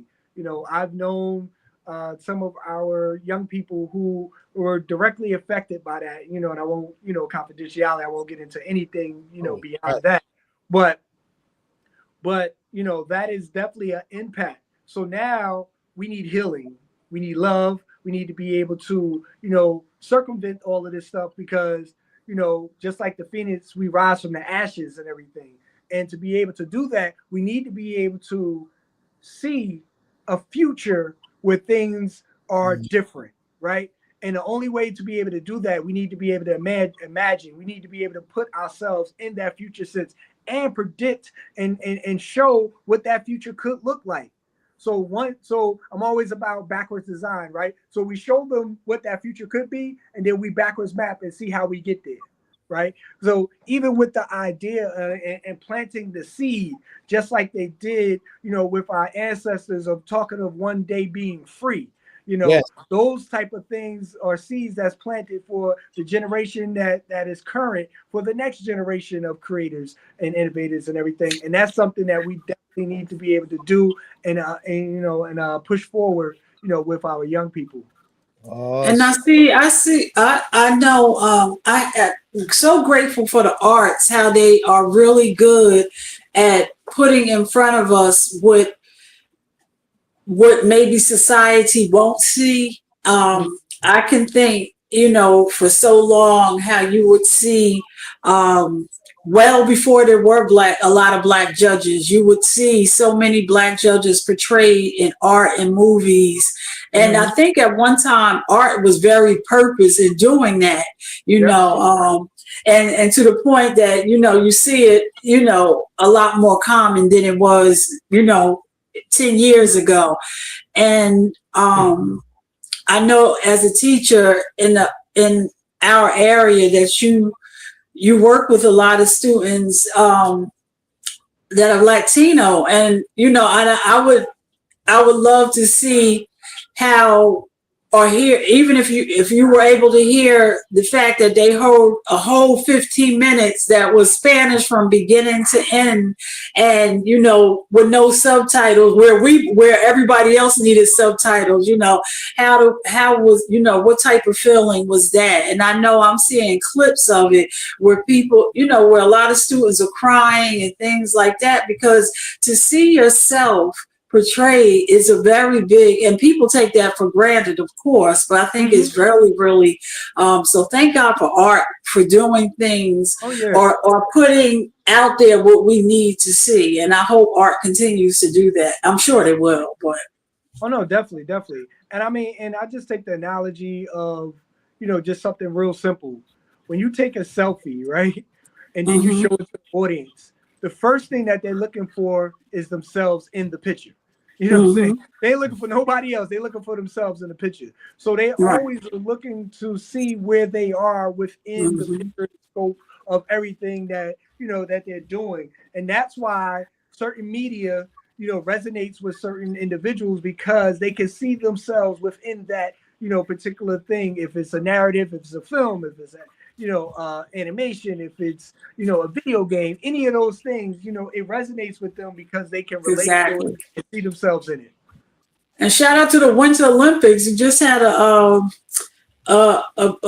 Black sister, I think she's from Ohio, who played ice hockey, and she was the first Black sister to score a field. And I think they were just talking about her on the radio today, And here we are. Where's she from? Ohio, I believe. Oh, you said, okay, all right. Yeah. Mm-hmm. No, that's powerful. That's powerful. Yeah. Ice hockey. We need to see ourselves in all these spaces, Yes. And be able to shine a light on it, That's right. Because once we're given, and that's one of the things I learned about working with young people, once you expose them and give them the opportunity, they thrive beyond compare. You know what I'm saying? That's right. They just take the opportunity and run with it, and I think about, the opportunities for, higher education and everything like that. And when we got on a level playing field, or was allowed access to a level playing field, and how we were able to strive and thrive, through that, and that's just, and that's just our history. We are able to exhibit pride in everything that we do. And that pride is perseverance, resilience, integrity, determination, and above all, excellence in everything that we do. And you know what else? It's so funny, Naseed. There was a case that just came out where a student was, I think he's in college, and he was removed. He was on a spectrum, and he did a paper, and the teacher said it was AI, and they put him, out of school because, they said that it was AI and that he possibly couldn't do it.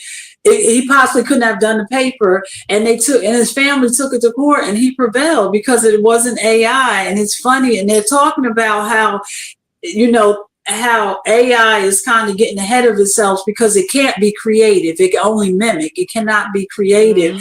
And like the parent said, you had been this student's teacher, so why were you shocked that this student, could do so well when you have been teaching this student all along? So yeah, it's amazing. Yeah. Well, it's the level of expectation, and sometimes it's the lower level of expectation. Yes. Exactly. Great Sam Anderson is one of my teachers in the Black Panther Party, who's a math and tech whiz. Brother's a genius. It's on top of being just a good human being and radical organizer. Said we need to be telling our kids African intelligence trumps artificial intelligence every day. So just put that in your what you call them things. They don't smoke pipe. What they call them things that them kids be smoking today. What? You know what I'm talking about, the damn things. The blunts? No. They got these new things they inhale. Black and Miles? No, you're talking about the vape pens. The vape pens. That's right. There's vape on some of that. No, don't tell them to vape. Vape is horrible. Vape for your future, vape and believe in your own intelligence. So listen, now, having said that, now, what are you seeing now in terms of recent treatments and contributions to Afrofuturism? There was an opera done on Malcolm for a little while ago. Yes. That had an Afrofuture dimension. What are you saying that folks should be looking at as we try and continue to expand our minds on that front? There's a number of things. I literally just came from Philadelphia, African American Museum in Philadelphia, where Ruth Carter has a phenomenal exhibit. A legendary designer. Go ahead. That's right. Yes, has a phenomenal exhibit, and a lot of people have known her recently. You've seen her work, but you just don't know the package of or the history of all of the films that she was a part of. I mean, Do the Right Thing to Selma to she's done the costume designs for I'm Gonna Get You Sucker, of course, and then of course the latest, which kind of put her on the map, which would have been Black Panther and Wakanda Forever, and then Sinners. Like that exhibit was so inspirational because, I mean, she's done The Butler. Like a lot of people don't even know her collection of films that she was a part of. And the one thing I thought about when I appreciated is that Spike Lee had her. Then you had John Singleton. Then now you have Ryan Coogler. Like all of these individuals, gave her the opportunity. They brought her in. And what she did, she strived and thrived, of course, with all of that. So all of this stuff that you saw in Malcolm X, from in Spike Lee, that was her designs. Like all of that stuff right there was her vision. And the amount of research that she put into her character designs for the costumes and stuff, man, the palettes and everything. I mean, man, when you see the exhibit, you'll be blown away. And then they actually have a short film that just kind of chronicle of all of the different films that she was a part of and stuff. So I mean, that's something. But there's a number of individuals out there, Yatasha Womack, Tim Fielder, and there's another number of other individuals who are doing some phenomenal work out there. And and it's a brother, oh man, and his name is escaping my mind right now. Well, tell us as you think about it, who designed that hoodie you got on, and what's the significance of that hoodie? Oh yeah, this is my brother Sean Sawyer. He produces hoodie. Black History, 24 hours a day, 7 days a week, 365 days a year, 24/7, 365, man. We were talking about, we are Black History, and Black History is. And that's the black, the red, and the green. Yes, it is. Yes, it is. Yes, it is. Nice. It's all walking symbolism. Yeah. Actually, me walking with this hoodie got him 3 sales today. Well, that's what it's about. That's what's up. I dig that. Our great friend, Principal Baruti Kafele, his son, Little Baruti, had his own line of clothing for a minute, and it was Kemetic and Afrofuturist. You never saw it? I think he just got his master's and is on his way to his PhD. Yes. I haven't seen Little Baruti. So he had his jackets, he had his wear. Kaba Kamene is good with that too. Mm-hmm. He's good with that in terms of and he makes his own stuff. Mm-hmm. He's very good with that in terms of his own style and whatnot. As I was thinking about that, I know we had spoken about some time ago the Malcolm X Shabazz Market in New York, and that was the topic of the news today that it's moving. Got a new address. Yes. Got a new address in Harlem. I have it in front of me.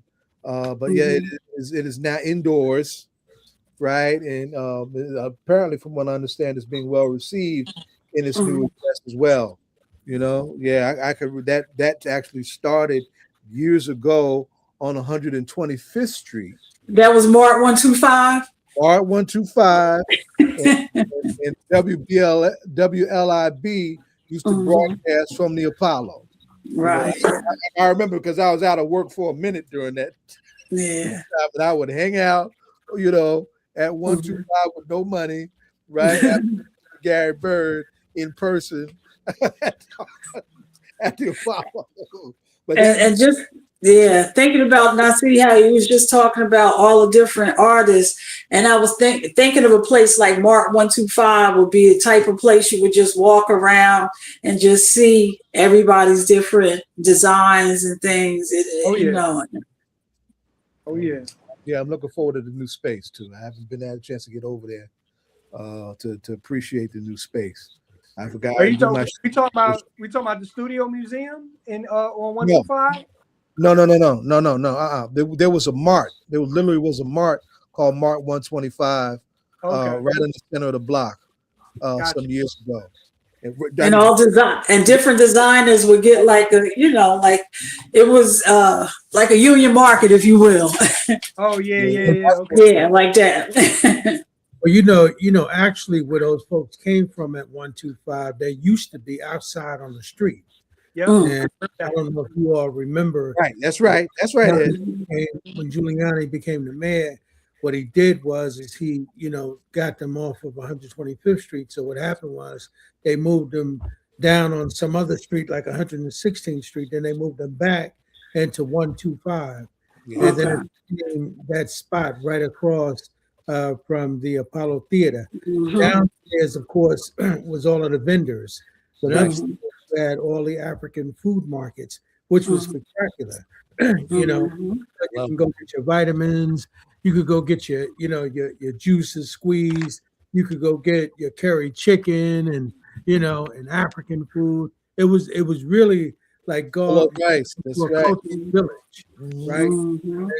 And then also even Mosque Number 7 had a store in there, so you could get all the latest tapes and CDs on Minister Farrakhan. I mean, it was really, really a dope place, man. So I mean, it would be great if we could bring something like that back for young people. Yeah, I want to see how the new space is, and I hope it's getting supported. The initial response was very positive that I've seen so far. I got to go see it firsthand real soon. Yeah, let me just say peace to my brother, man. Welcome, brother Naseed, to the show, my brother. Well, thank you. Definitely appreciate you guys having me. Oh, I'm sorry. Yeah, You're good. I don't know if you had a chance. I don't know if you had a chance to catch some of them young people, man. Oh, he did. Huh? One of the students. One of those students was his. Yeah, one of them was mine. I'm claiming it. Yo, man, I told Zaid, I just can't believe we didn't know nothing about these people, man. Yeah. And we got it's a few more of them too. Yeah. Well, we gotta bridge the gap with them because they definitely the future around politics and activism and so forth. So we definitely want to make sure we build a bridge with some of your students, brother. Yeah, you said, how do you pronounce it's Fatma? How do you pronounce her name? Yeah, you said, and Naseed said she brings that same energy to class.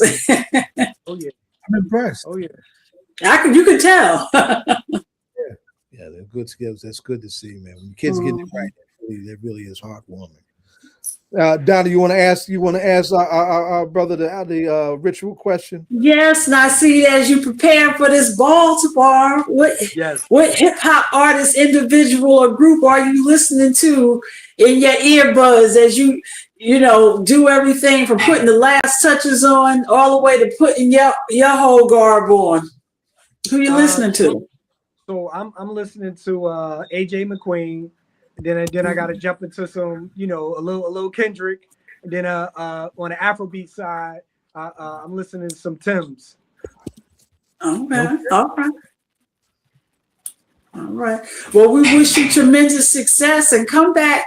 And I know you just said you had somebody doing the whole the filming and everything, and bless us with a collage of everything. Oh yeah.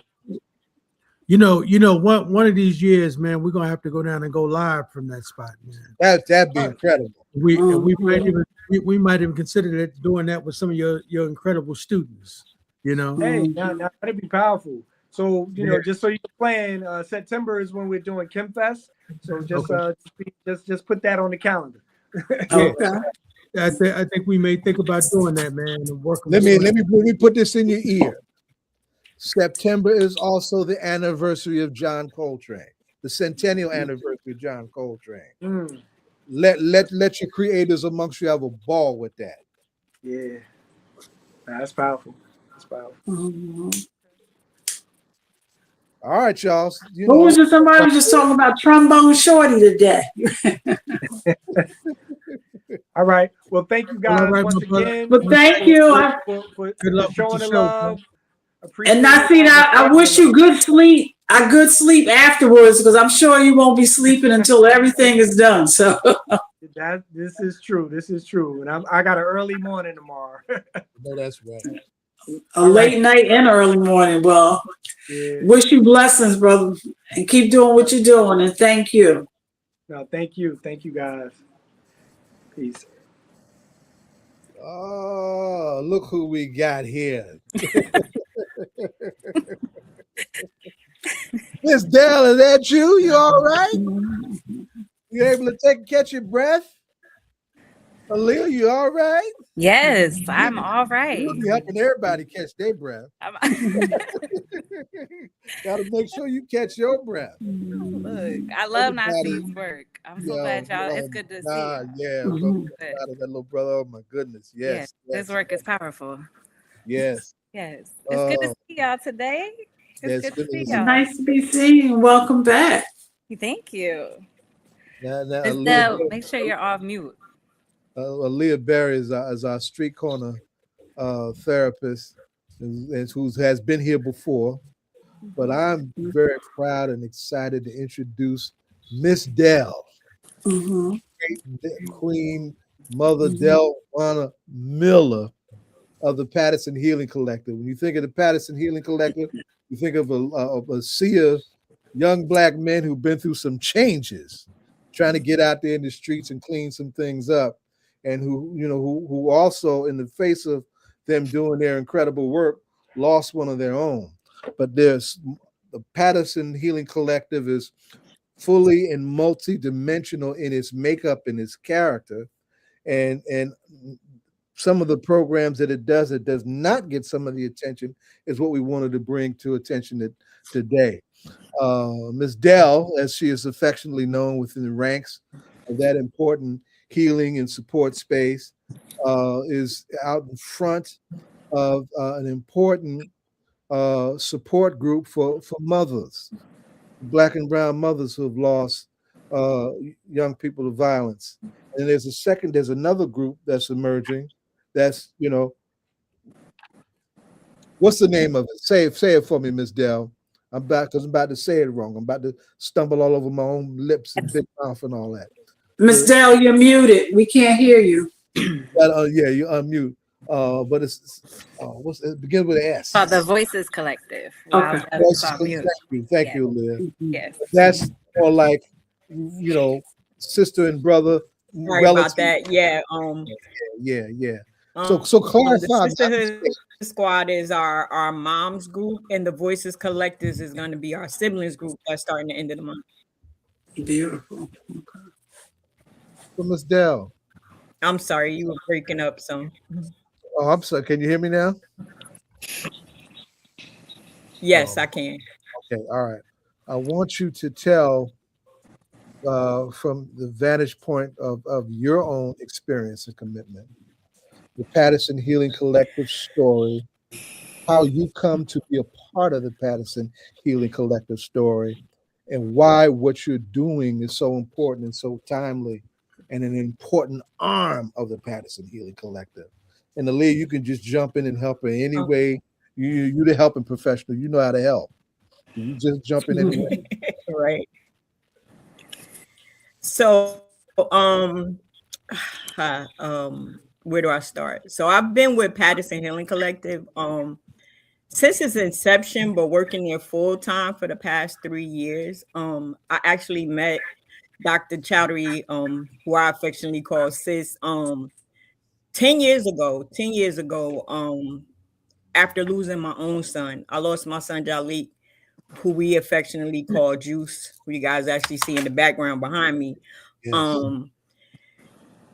To gun violence in Patterson, where he was born and raised, the epitome of being at the wrong place at the wrong time. So, and then after going through everything that I was going through for about 1.5 years, I literally walked into a classmate one day, and she was like, "Dell, I don't know if I would do it if it was me." And that was in September, and in December it was her.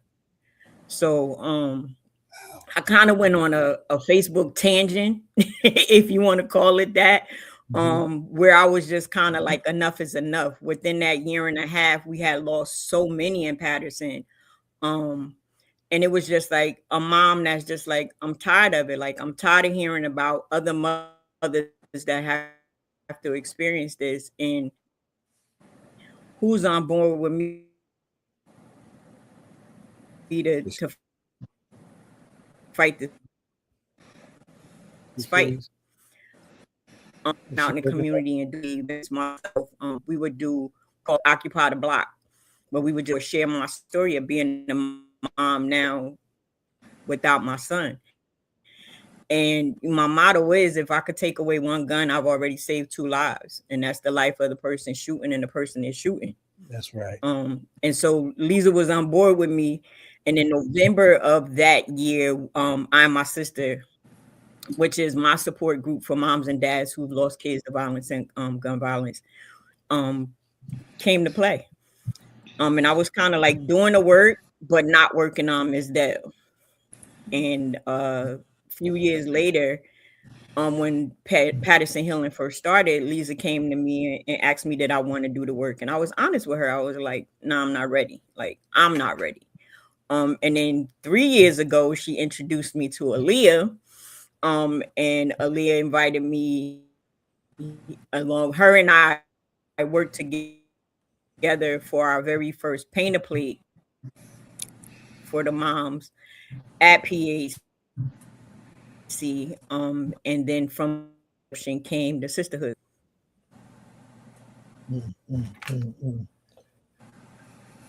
When, if you had to pinpoint a space, time, and persons, right? When did it, really begin to click for you that, in addition to just, speaking out and not being settled with what happened to you and your family, that you needed to actually do something for yourself, and that was okay for you to do something for yourself?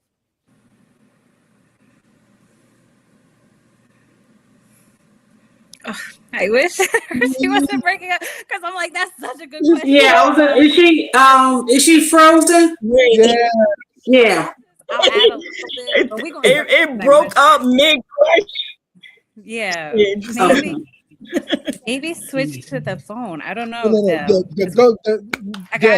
Go out and come back in the phone. Yeah, or a different browser. Yeah. And see if you get a better connect, because we were about to get on a roll. But that question right there, Baba. I need her to answer that first. It's okay. Go out and just come back in. But in the meantime, I will add on to a little bit of what she said. So by way of introduction, I mean, she introduced herself. My name is Aaliyah Berry. Y'all know me already, but I'm a licensed community-based social worker in Newark, New Jersey, 25 years experience, working with ages 0 to 75 in group homes, shelters, schools, correctional facilities, a bunch of different places.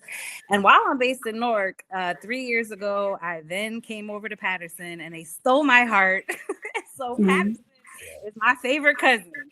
So I work with Patterson Healing Collective as their, in-house clinician, wellness specialist. So I do one-on-one therapy, staff wellness, because let me just say that the neighborhood heroes, that is the Patterson Healing Collective, they carry a lot because they are small and mighty. So they need to be well too. And that's including Ms. Dell.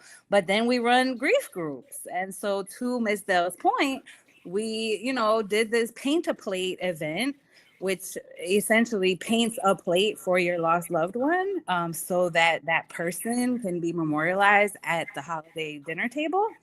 And we had a bunch of moms come to that, and then it was very clear that they needed space, and they needed regular space. And Ms. Dell, I'm sure she'll say this, but she always says, like, she is who she needed. Like Ms. Dell is who she needed, and for us to partner together is it's a key part of the model, because she has the lived experience and she now has the clinical experience as well. I think she didn't say about her education, but she just graduated, she's doing her master's, so she has the clinical experience as well. But then I bring what I bring, and so both of us co-facilitate this space. But she is who she needed. And so we have been running bi-weekly moms groups for 3 years straight. Yeah. And so we do bi-weekly grief groups that are an hour 15 every other Monday. We do self-care events. We do holiday events. We do family events, which is what I'll kind of get into as to how we got to the siblings. But that piece, because that just came about the siblings and making sure that they have a space as well. I think Dallas is back in the waiting room, and so I hope she can answer that. Yeah, we need to whoever's doing the controls got to bring her forward. Yeah, so her own shift was powerful. And so we are recruiting right now for Ms. Dell. She always says this is the club that no one wants to join. She always says we are not recruiting new members, right? Like she doesn't want any new members, and Patterson Healing Collective doesn't want any new moms, right? But the Sisterhood Squad has open seats. And so we know that moms across the city oftentimes like feel alone, and they feel like nobody can understand their pain, and nobody really gets what I'm feeling as a mom who has lost her child. That thing is like a piece of their soul got snatched. Like their hearts are, the brokenness of their hearts cannot even be described in words. And like they get each other. And so we have open seats in the Sisterhood Squad, which is, now open so that new moms can join. And then we're also, creating a space for the siblings, which starts February 23rd, because the siblings are often, I'll explain that later as to like the dynamic in the household, I guess, until we bring Dell in. Sometimes like folks are grieving separately. And, some people, the mom is in her room grieving and the sibling is in their room grieving, and nobody wants to trigger each other. Everybody wants to be strong for each other, and nobody meets in the kitchen, And so that's how we even then created the sibling group, which is called the Voices Collective. So that starts on the 23rd. Welcome back, Del. Sorry about that. The one day my phone and my laptop want to act crazy. Right? So I already explained like how we got to Sisterhood Squad a little bit. And the sibling and how we have open spots, but you never want new members. But Baba asked you that super deep question, and then it started breaking up. So y'all go ahead. All right. All right, Baba. Did you hear the question? No, I didn't hear the question at all. That's when it started. No, what I was asking you is that in your journey to where you're at now, doing this work in a very anchoring way at the Patterson Healing Collective, at what point did you realize that it was time and that it was okay for you to go beyond just saying, hey, we've gone through this stuff, but to actually pay attention to your own healing? Whoa. That's what I said. Whoa, yeah. So growing up in the family that I grew in, I have a Christian background, growing up in a family that I grew up in, and in our household, there was no therapy. We went to church, right? So it was literally like, and I still remember, and I'll share this with Aaliyah, having this conversation with my mom when now that I'm doing the work, I know she probably needed therapy. God rest her. But her exact words was like, I go to church. So for a very long time, that's what I lived off of. It was like, all right, I'm gonna just give it to God. I'm gonna give it to God. God, please help me through this. God, help me figure this out, right? And then we were actually in a sisterhood squad group back in 2024. Now, at this point, I had been at PAC for a year. And we were in a group session one day, and a couple of moms were saying how they had tried counseling, but they were getting like book counseling, pretty much. Just giving me the book, what it says in the book, and not really getting to the core of me. So I put out a charge and was like, okay, if Ms. Dell signs up, will you guys sign up? And it was two particular moms that was like, okay. So we kind of went on like this buddy system. But one thing I will definitely say is the best thing I ever did for myself. It's the best thing that I ever did for myself. And I just don't like, and the ironic thing is now I am Ms. Dell, right? I am the Ms. Dell that you guys get to see. Yes, you are. and it took me a while to get there, right? And I look back and I see the mom that I was 12 years ago when I first got that phone call. The mom that I was 5 years ago when I was just trying to navigate life as it was. But I also, because my faith is a big part of who I am, I remember my conversation with God as to why did he take my son? And his response was, I needed him to get to you. So here I am. Here I am. And me doing the therapy and me doing the counseling and stuff, now I'm able to provide that for and I say my moms because they are mine. Like they are me and I am she is me. And we live this life that don't nobody understand but another mother. And 12 years ago, I didn't have a Miss Dell. I didn't have a me. I didn't have somebody that I could talk to, somebody that will understand.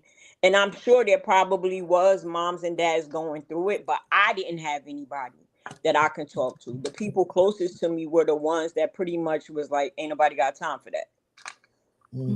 Like literally that. And then I won't say what I was told, but a friend who we had experienced life together was actually the person that went with me when I had to identify Jalik.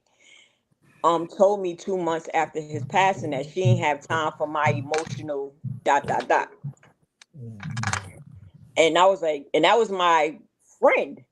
I considered her a friend, right? Her daughter is my goddaughter. So, and it was like, so I didn't have a me. So when Lisa and Aaliyah came to me about the painter plate and then Sisterhood Squad took place, it was just like, I and my sister was already doing it.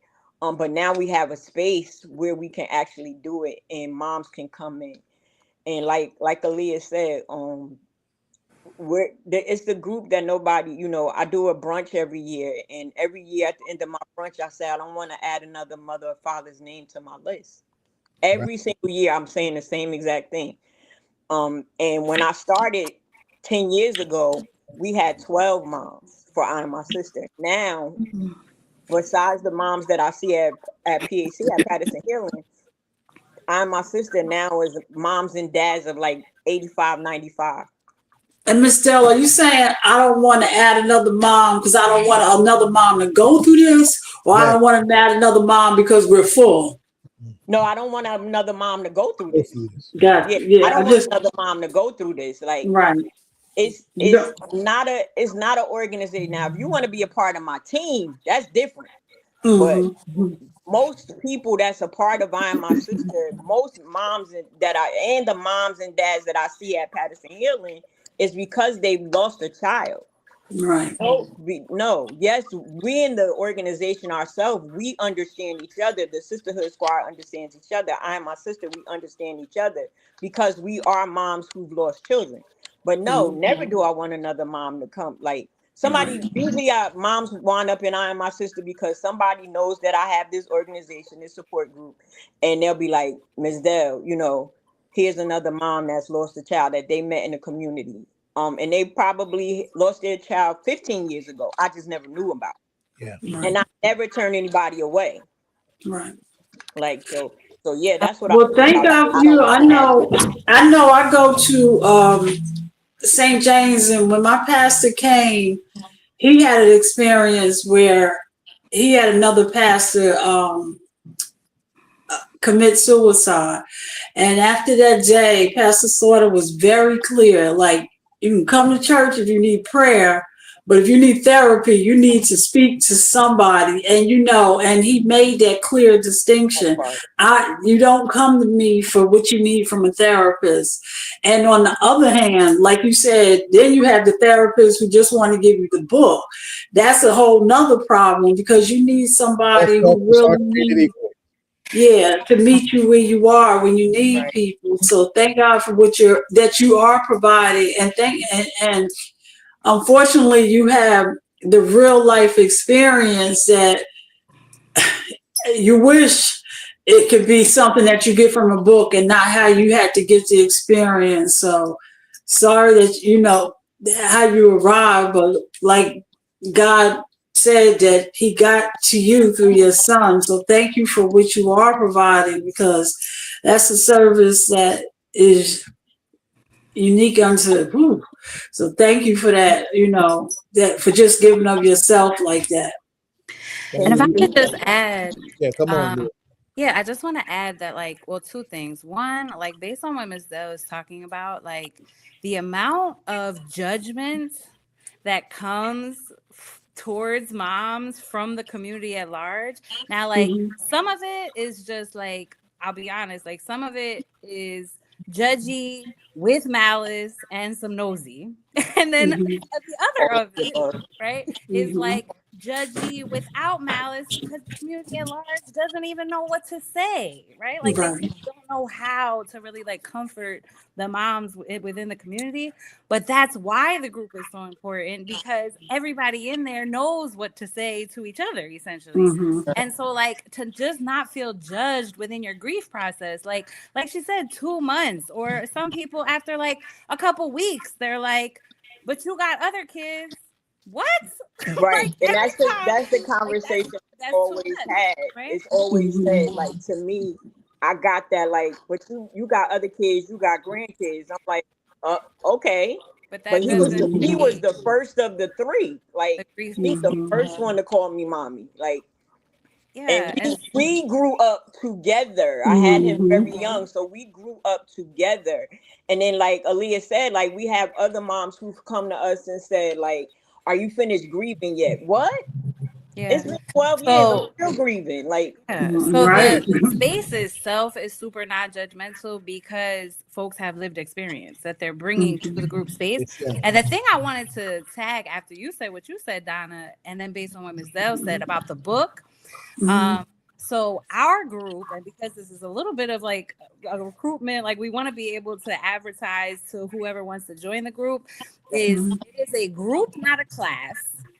And I think that's a difference, right? Like, sometimes people come to class and then they like get lectured like somebody else is the expert on you. No. Like, even if Dell with her lived experience, that's still, she's not the expert on every single person in there, because everybody's grief is different, right? So, like, it is a group, meaning 60% of the time they're talking. We are bringing activity. We can bring art-based healing. We're bringing dialogue, right? We're just asking questions to pull the answers up out of them. Like, this is not us talking to them, lecturing them, and definitely not from no textbooks. So I appreciate you saying that out loud, Donna, because if any Pattersonian moms are listening to this, like, our group is like real judgment-free, safe space. People can really like speak what's on their heart and get stuff off their chest in a way that's not like class textbook grief says XYZ or whatever. Like, come as you are. And sometimes people come to our group and don't say nothing, and that's okay. That's people the best thing, actually. You learn more. And they didn't want to paint a plate. That's okay, because grief don't fit in a box and grief don't follow a lesson. So I want anyone who's listening for both of our groups, like, it's a safe space, no judgment. You can come and not say anything. You can sit there and cry the whole 90 minutes. We're gonna give you a tissue and a water, and you know what I'm saying? So I just wanted to say that out loud. Aaliyah, let me ask you this. I'm gonna bring this back to our Newark ecosystem, right? And it's just an open question, but it's one that I'm concerned about, and I got concerned about it a few months ago. Aressa Napa Williams, who has an organization of mothers in Harlem, came to Newark and gave a talk to, some of the orgs that are in our ecosystem. And, I got the impression that we were kind of we had a deficit in our ecosystem in terms of a functional, readily identifiable mother support group. Am I right or wrong? Do we need to work on that in our ecosystem? So I will say out loud, as far as I do know, Lisa James of Hear My Cries does have a grief space. I circulated her flyers around the holidays. Yes. I don't know if she knows that, but she can hear it now, right? Like I did circulate her grief group flyers during the holidays. And at the bottom, it says contact for a grief peer specialist. So I still give the flyers, even though the holidays are over. So I don't know her cadence on groups, but I do know even during COVID, we were checking on her moms. So I know she has a network of moms, but I don't know the cadence of her groups or the location. But Lisa James has a footprint regarding this. I wanted everybody to hear that, because folks are hurting and who've never gotten help, who don't know where to go. Lisa was not in the room for that particular meeting, which really made my had my antennas up, and and then sometimes when people lead movements, and Ms. Dell have found this, it takes a long time for a mom to get ready to identify as a mom who has lost her child and therefore doesn't come to group or Dell's brunches or really anything for a while, because it takes a lot to even then take on that piece of identity. We So have a few right now moms who can't come yet. Yeah, we have a few moms that are in the sisterhood squad. One of them went to our very first paint a plate. And when we started the sisterhood squad group, I would reach out to her and she would be like, okay. And then last year, out of nowhere, around her son's birthday, which is around now, his birthday just passed. I was kind of like just doing my check-ins that I do with a lot of the moms that I'm my sister. And she didn't answer initially, but called me right back and was like, y'all still got that group down at your job? It was so funny. And I was like, yes. And we were actually coming up on our week for having group. And I was like, we there on Monday. And she been coming ever since. So she didn't come to, now she comes to my brunch too. But initially, like I said, it's when you're ready. I wasn't ready at first. It took me 7-8 years before I was even ready. And we just give the moms the space that they need. We have another mom that just started coming to us, I think sometime last year too. And then we have moms that have been there since the inception, because they've been, most of the moms there has lost kids 3 or more years. But and I think the key part is that like Patterson Healing Collective and Ms. Dell are boots on the ground, and systems wise, they are such a human net within the community that like when violence occurs, they know exactly what mom, what family, what situation, and they're so boots on the ground. And we have boots on the ground as well that could get organized into a grief ecosystem, I think. But PHC and Ms. Dell like are so in tune with that little 8 square mile city. Everybody know everybody, and they have that net like around. And Ms. Dell and Leah, we were talking about the arts earlier, and I will always bring the arts in as a reference. And I told you before, Leah, my mother was a social worker, so I always have a heart.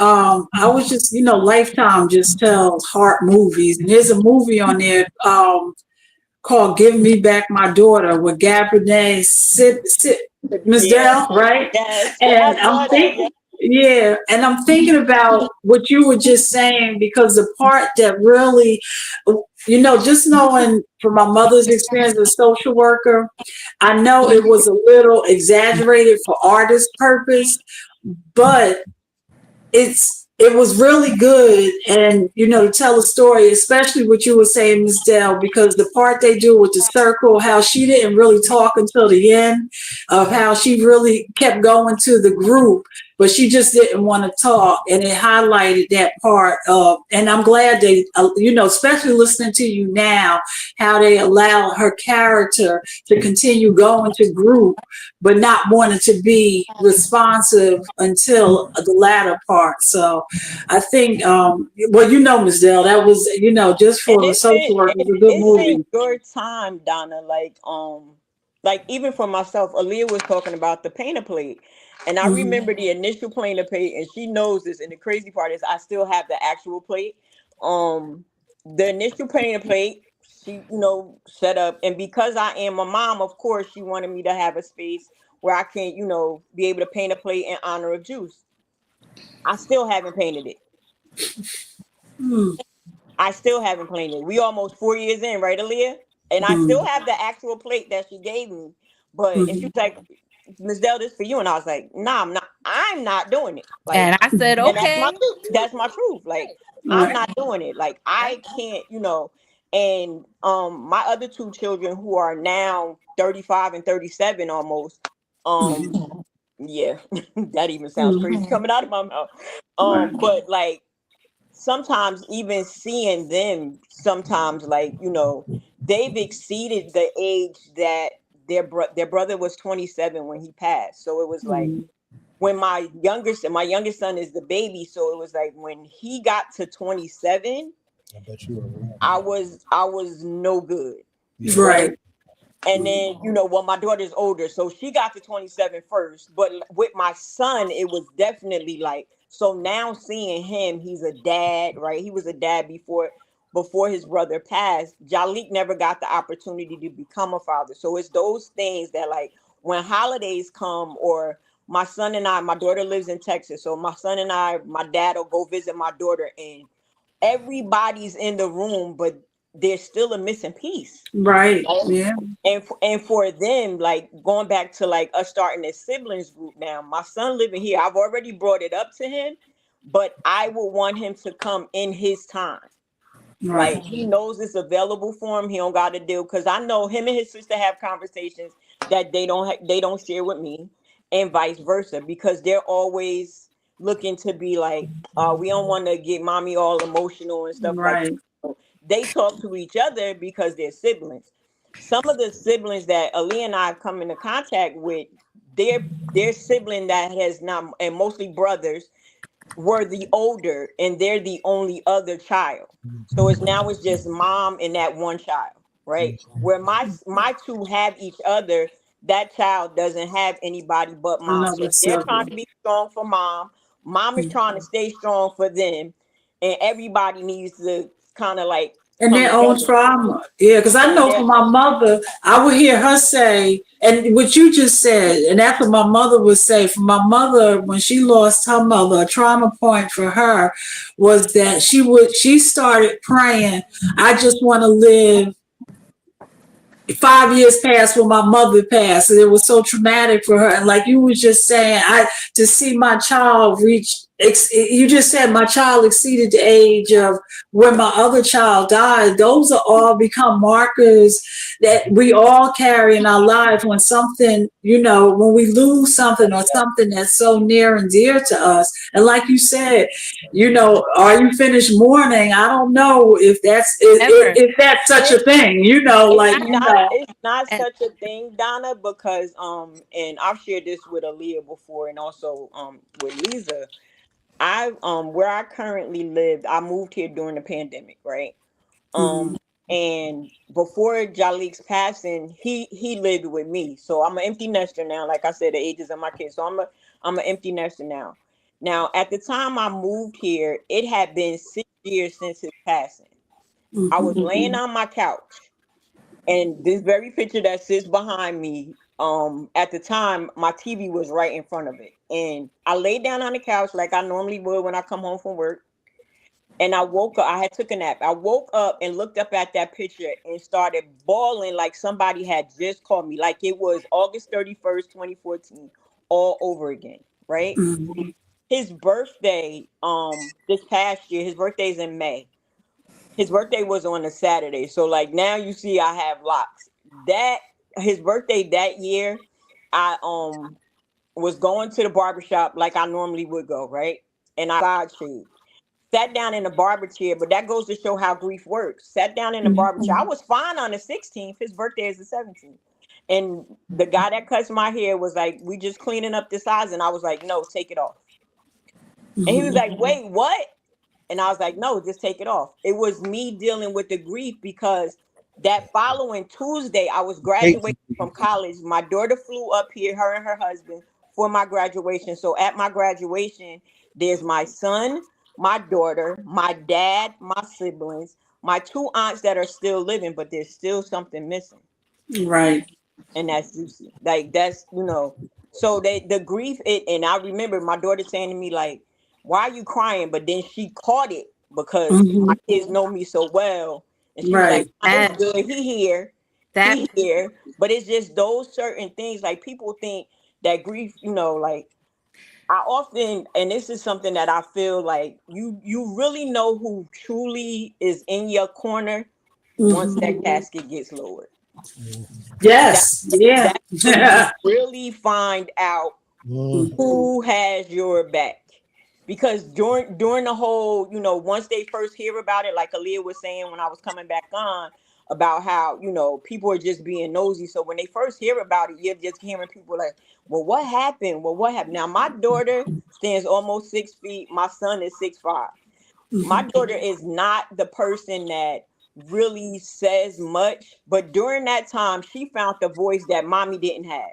That's right. Because she got tired of people asking me. I felt like I was repeating it over and over again. What happened? What happened? What happened? What happened? So finally one day she literally got on social media and was like, the next person that asked my mother what happened to my brother, they're gonna have to deal with me and my other brother. And that's just people don't want it, like you already gotta live it. You don't want to keep over and over and over again. And just the real quick, because I know we're almost out of time. The only other thing I wanted to mention, based on what Ms. Dell is saying regarding like outside public perception and information, I just want to, and then she was talking about her kids talking to each other. I want to just say for the sibling group out loud, again, if any siblings are listening to this, I just want to say out loud that the space, part of why it's so safe is because it's extremely confidential. It's extremely confidential, and you can share what you feel comfortable sharing, because obviously we can't control anybody's mouth, right? But what we can control is our own mouths as educators. And I just want to say this out loud because a lot of the Sisterhood Squad moms were wanting to send their children, and I don't want their children thinking that we then going to tell the moms what they said in their group, or vice versa, right? We're not necessarily telling the sibling group what the mom said, because the whole point is they need their own spaces to be who they are. Bring your truth, good, bad, or ugly. Just bring your truth and know that it's going to stay here. So I want to say that because Patterson is very intersectional. It's a lot of crosses and intersections. Yeah, and it's a space because maybe they don't want to burden their mom either, and or burden each other. So they need their own space. That's beautiful. They may have a truth that is heavy, that other people would be like, oh my God, you thinking that?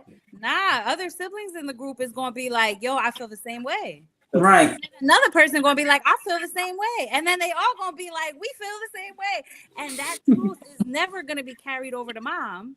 Unless we come to an event where we're having moms and siblings, like we did at the end of the year for Thanksgiving and the holiday, and we bring the moms and siblings together, and then they make art and therapeutic spaces together, and now they're talking and this and that, which is cool. I love that work too. But it's because of that work that we were like, they need to own. But something y'all just said for the person who does not have a child, or the person who doesn't have a sibling anymore, it seems like these spaces are creating possibly new families as well. You know, it's creating it's helping boys as well. A micro village. Because in that last painter plate, what we did with the siblings, one sibling shared her truth about her experience with her mom, which allowed another sibling to share with her mom exactly what she was experiencing, right? It opened up that door for her. And even when we did the family one, we still had siblings that were able to connect with each other, because we had moms, we had dads, we had, you know, the siblings there as well, and even some nieces and nephews at that event. But those siblings kind of latched on to each other because, okay, now here's another sibling just like me. Like, they're not my sibling, but they're another sibling. They get it exactly what I'm feeling, right? Just like the moms know each other's feelings, like we without each other saying. Like, some moms, like Aaliyah says, some moms come to our group, they don't say anything. right? Mhm. Even if we open up the floor and kind of like voluntold is what what Ali and I say, them the opportunity to say something, they're just like, nope, Nope. But then when we're talking, they will chime in sometimes, not all the time. They will chime in and be like, yeah, that's how I'm dealing with this, right? And even like within our sisterhood squad, like I have a group chat that we talk in. So not even on just our bi-weekly. So like we just had a mom, like I said, one of our mom's son's birthday just passed, right?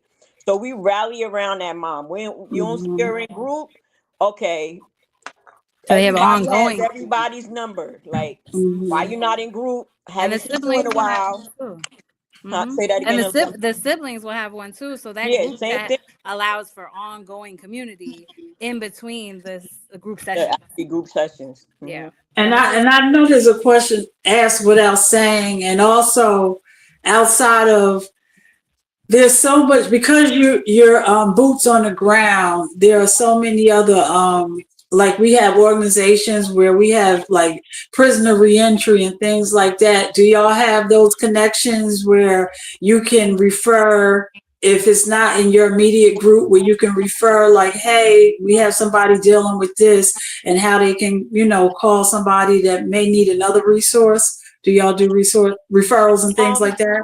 So Patterson Healing Collective, we were talking about reentry. We have a leadership group called the Empower You, where we one of the other case managers, not my case manager, but one of the other case managers, Amar Reynolds, he has that where we do get young men and some older men as well that come home and they're just trying to figure out how to navigate life after, like after serving time and stuff like that. So they I know they just had an open house, and I'm not quite sure if they're at capacity right now, but that's one of the other resources we have. We also have our youth ambassador program, our YAP program, which is an after school program for kids who've been affected by community violence, the kids that people don't think deserve to be in the after school program, but we love them just the same.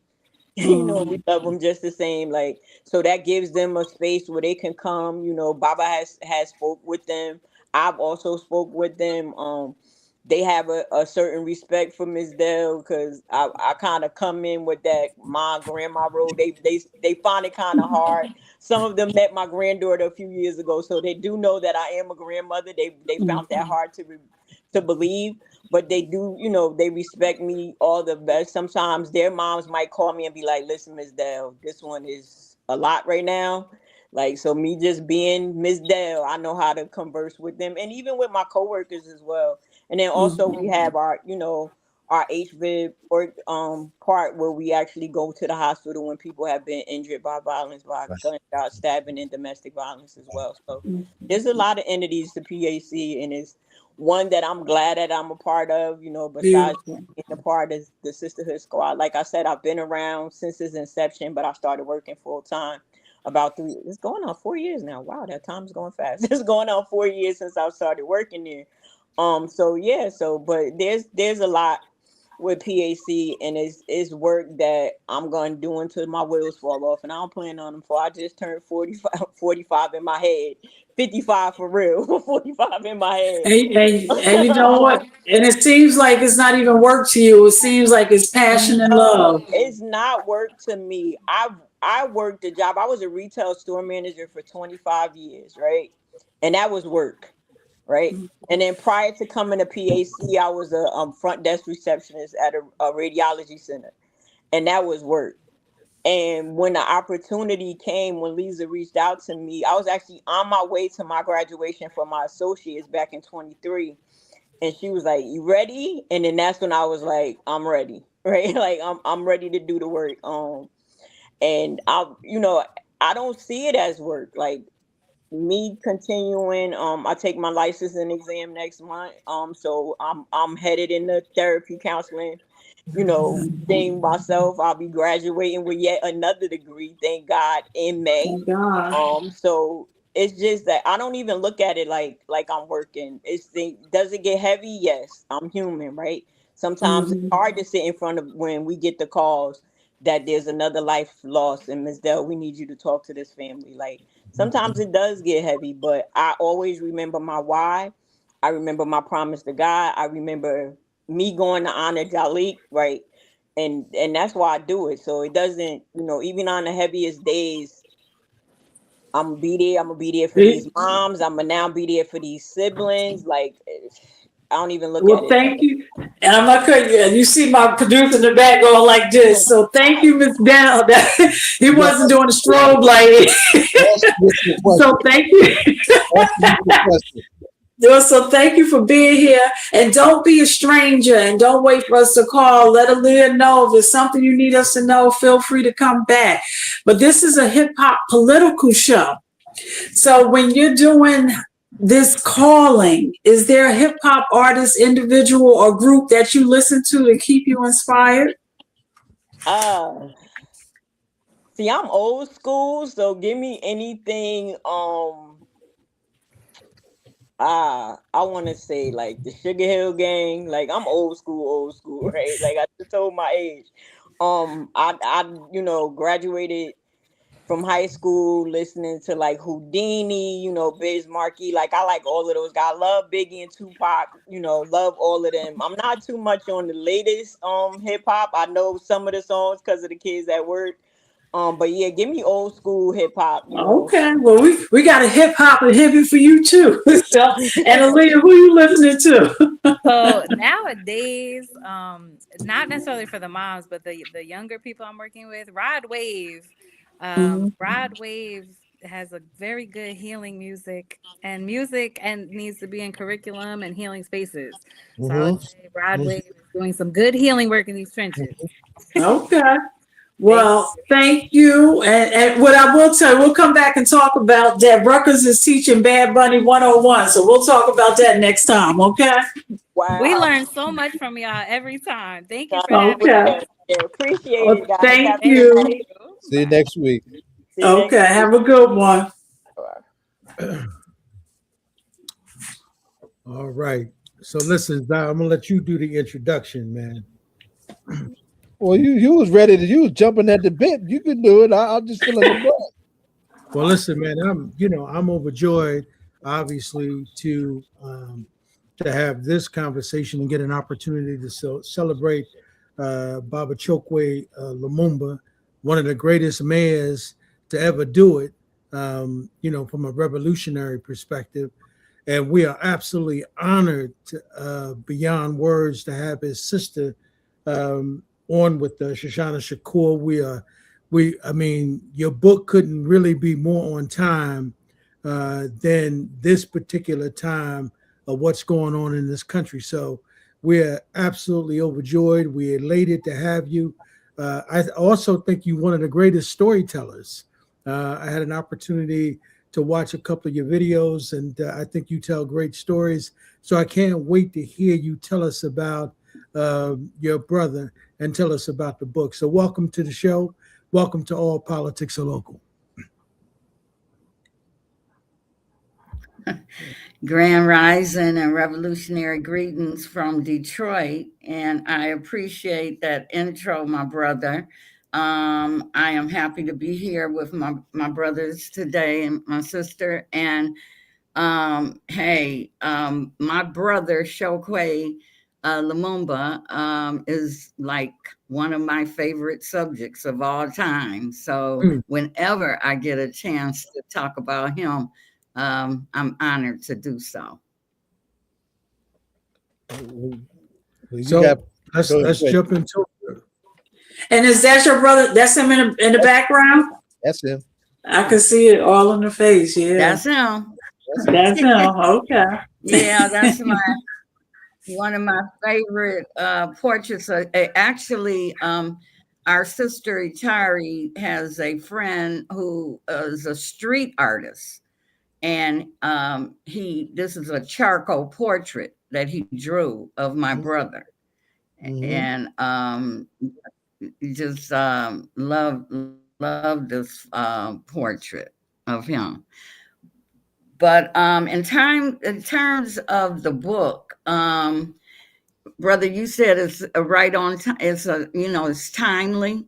Yes, You ma'am. know the saying about God may not always come when you call him, but when you call him, when he comes, he's right on time. And that's this book. This book was in the makings for quite some time, and it's just now coming out. So, and if you want me to get started, I can tell you a little bit about the book. Yes, ma'am. Okay. So it's titled Memories of My Revolutionary Brother, Chokwe Lumumba. And it is my memoir. It's a memoir of my brother.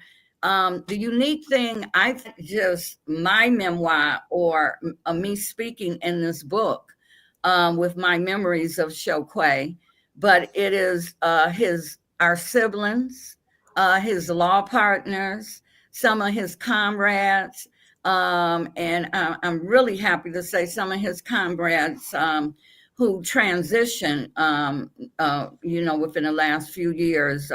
Baba Bilal Sunni Ali, Baba Ahmed Obafemi, some great warriors are in this book talking about Chokwe. And then we have Chokwe in the book talking. I've taken excerpts from some of his speeches and include them in the book. And what inspired me to write this book was when I learned of Chokwe's transition, which was totally unexpected. And the first thought, I think, or one of the first thoughts that came to my mind is, what can I do with this information?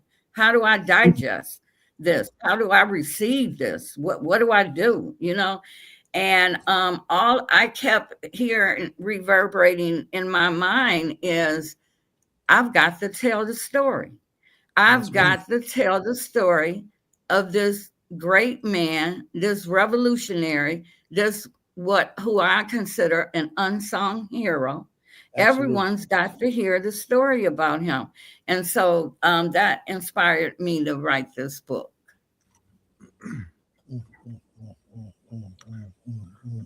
You got a question for Zaid? No, I'm just taking it all in. I'm just taking it all in because I can remember, and she and I were talking earlier in the day, and I told her when my first time I laid eyes on Chokwe, I was still in undergrad school, and you can remember them days when we just had a few channels, 2, 4, 5, 11, and 13, and they all went off the air at a certain hour. I can remember this one day. It was going off the air, and it was the last news flash that some black radicals had been arrested, and here's Chokwe with Fulani, right? And then Chokwe had his dashiki on, and he was running it down. I said, "Oh my God, that's the lawyer that Malcolm wanted to be," Yeah. And then a few years later, literally just a few years later, I'm in the same space with him and Ahmed Obafemi. When I wound up working with both Chokwe and Ahmed, right, in Harlem. He brought him into Harlem, and we had a blackboard in the room. And that black man got hold of that piece of chalk and started rocking, picking all I said. And I just said to myself, God damn. I'm here. Y'all got it. Right? And that was, the beginning of an incredible relationship and my own introduction to what we call New African independence thought. I would later become a citizen of the Republic of New Africa under the great Safi Bukari, right? But that, Chokwe and Ahmed were very much a part of my political foundations at that point in my life. I was just in my, this is the mid 1980s. I was actually young then. My hair was red. It wasn't gray. Right, and it became one of my important anchors, and it would lead to so many other things going down the road in my life, and she's right. He is an unsung hero. That network, that generation of warriors that he belonged to, that some of who she just named are unsung heroes. There's a new book coming out on Queen Mother Moore, for example, right? Right, all this stuff, right. Gotta lift up, ain't enough to stand on the shoulders of those who got us here. We got to lift them up too, so others can stand on too. You know, so it is right on time. So yeah, I just started doing this in my own head. You know. But Sushanna, stop telling us some of them stories we don't know about Chokwe.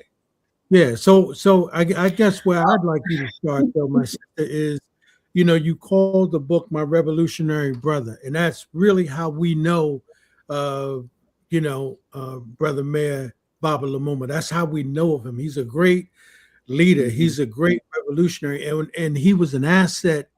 In my mind, he became the kind of mayor that we want to see leading cities, right? You know, somebody who understood, you know, not only what political life was really about, and understood what having that position meant and what it could do for the people. And he tried to maximize that, right? And I can remember reading something where he said somebody was concerned about, you know, whether they would win the next election. And I really dug what he said. He said, that's up to the people, right? And that is so true, right? Because you know, when you doing the work, and it's really about the people, you're not concerned about what the naysayers are saying. What you're concerned about is what are the people going to say?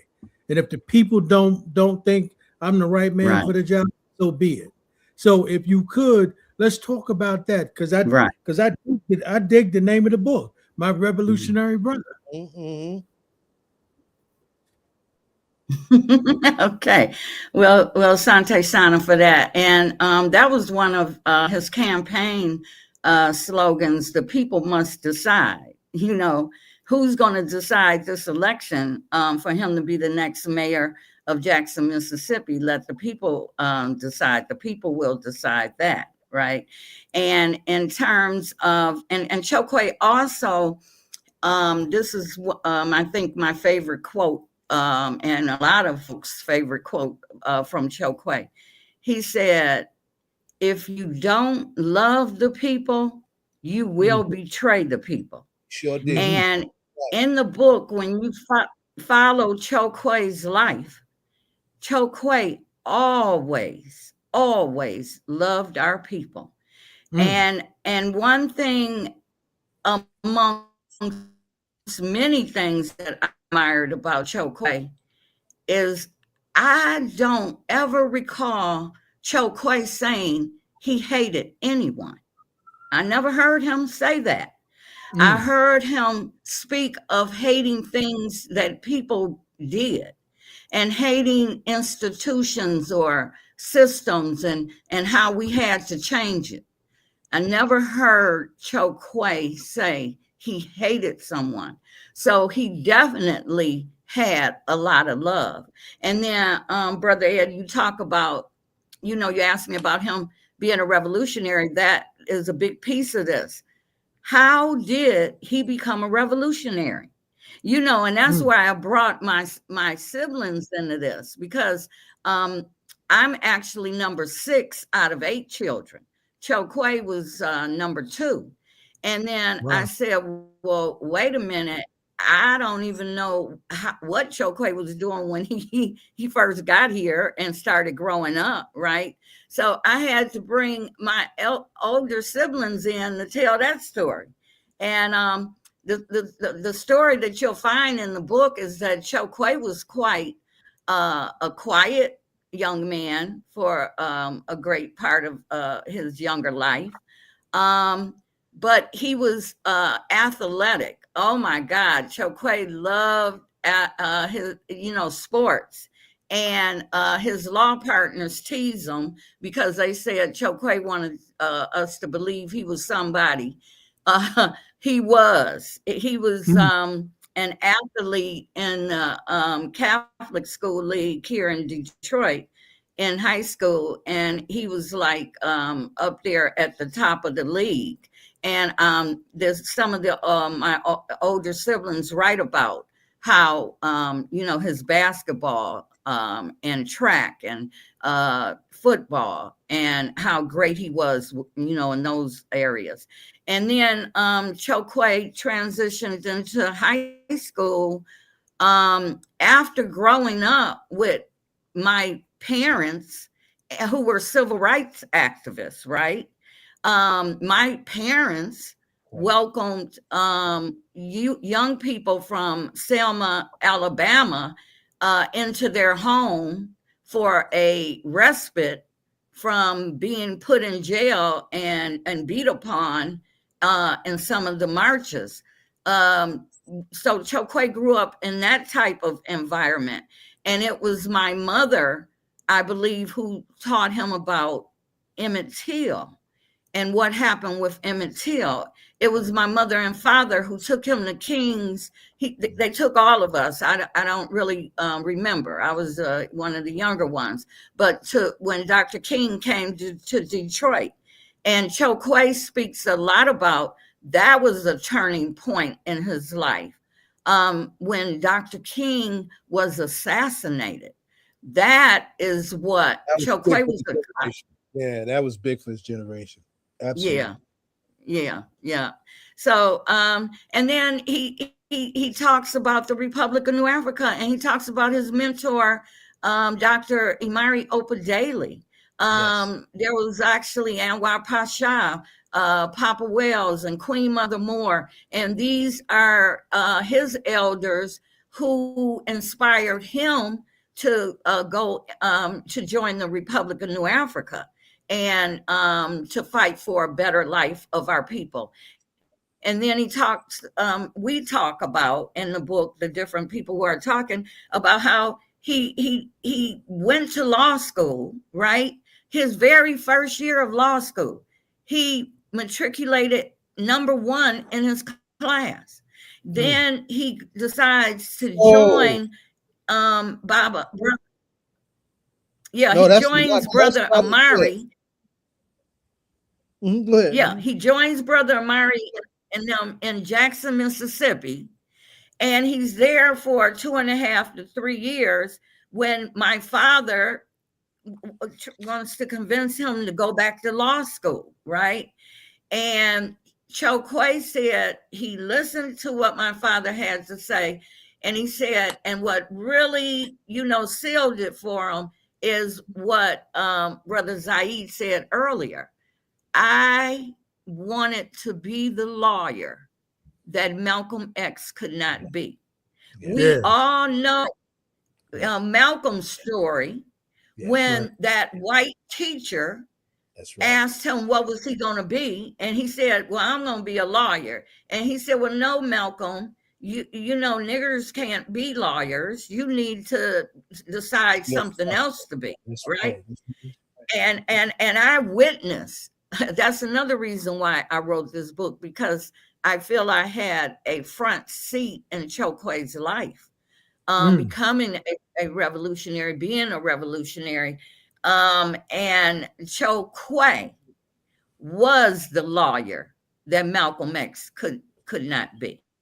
And in saying that, in the book, I'll tell you stories about how Chokwe went to jail sometimes with his clients. One particular story is I called him and asked him how was he doing. He said, well, I'm okay now. I'm just getting out of jail. I'm just getting home from jail. And I said, jail? You mean your client was in jail? He said, no, I mean, I was in jail for the last few days. And so the judge and him had words in the courtroom, and the judge kept telling Chokwe, you're in contempt. Shut your mouth, Lumumba. Close your mouth. And Chokwe, every time he told him to close his mouth, he kept talking, and the judge kept fining him $100 until finally the judge ordered him jail. And that's who Chokwe was. You know what, the case that was going on, they were being discriminatory against his client. He was trying to speak up for him. The judge wasn't going to let him speak up. So, he ends up going to jail, but he continues to fight for his client. And so he became a awesome attorney There are so many stories in the book that his law partners share as well as I do. So I hope you all can read it. And one other real important story that stands out is the New York Brinks. We call it expropriation case. Some people call it the New York Brinks robbery case. That case was Bilal Sunni Ali. He defended Brother Zaid mentioned Fulani Sunni Ali. He defended her in that case. He defended our brother Dr. Matulu Shakur in that case. And Chokwe on one day of the case, Chokwe presented a motion to the judge to recuse himself off the case. Remove himself off the case. And the judge said, on what basis? And he said, on the basis you're a racist, sir. And yeah, that's who Chokwe was. And the judge ordered him in contempt, delayed his sentencing until after the trial was over, and then sent two of the hugest white men I've ever seen in my life, because I was working in Chokwe's law firm in Detroit.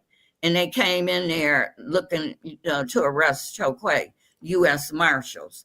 So you will hear about stories like that in the book, okay? So I don't know if you wanted me to keep on, but it's just so much in this book. No, yeah, and then I know his journey to go into politics. That was Sister Shakur, I had the pleasure of coming to Jackson maybe in 2015 to do voter registration. And I went by Medgar Evers' house and to the museum as well. So it's and then coming back later and being on the radio with Rakia several times. And I don't think I never had the opportunity to meet your nephew, but it seems like your nephew had the opportunity to follow his dad's footsteps. And just reading that he was very, your brother, meaning very engrossed in what was going on locally in Jackson. And it seems like the cause, like to be that close to the ground, it had to be a very people-oriented, day-to-day thing to do. And just, I'm so sad to see that, that he lived it probably every day doing heart's work, and that he didn't get to do it to full term. Have you come to terms with how he left here? Well, I miss him every day tremendously. So thank you for asking me that, my sister. I've definitely accepted it, but because God gives life and God takes life away. There was some rumors and talk that someone caused his death, and the children, speaking of Mayor Chokwe Lumumba and Rakia Lumumba, they had an autopsy conducted, and I think Minister Farrakhan helped with some expenses on that autopsy, as well as the National Conference of Black Lawyers members, and they found out that my brother transitioned due to an aneurysm in his heart. And Chokwe's daughter Rakia, my niece, says it best, that the transitioning of her father and the fact it occurred due to an aneurysm in his heart just shows you how much he loved his people. Yeah. And I personally think stress will kill you. And I'm not a medical doctor. I don't know what causes an aneurysm, but certainly if stress may have caused that.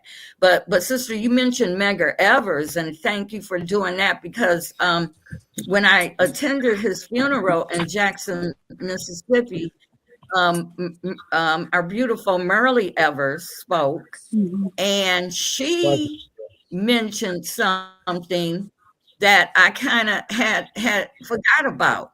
It was Chokwe who brought Dave LeBeckwith, the assassin, the murderer of our beloved Medgar Evers, to justice. That man went free. Over 30 years. The one who gunned Medgar down in his front yard. He went free. How long, Zaid? 30 years. Yeah, I thought it was like 22 years. I know he was free all those years, yes. And Chokwe was the one who helped. Merle. Yeah. So that was something that Elsie did, and you talk about his children. His children are his legacy, and both Mayor Chokwe and former mayor and Rakia Lumumba are like their mother and father. But Rakia, oh my God, she's just the spitting image of her dad in her community service to the people. Every time I turn around, she's helping free, trying to do something about the prisons, and particularly the sisters, where they're housing them in dirty, filthy conditions, and her work with people advocacy in other places. And then you have Mayor Chokwe Lumumba, the former mayor there. He is just a young version of his father. And I recall when his father was running for mayor, they told lies on his father. And I went down there. I've been to Jackson so much, I think I lived there. But they told lies on his father, talking about Chokwe Lumumba is not a Christian. And Chokwe Lumumba is going to destroy unity. He wants to divide people.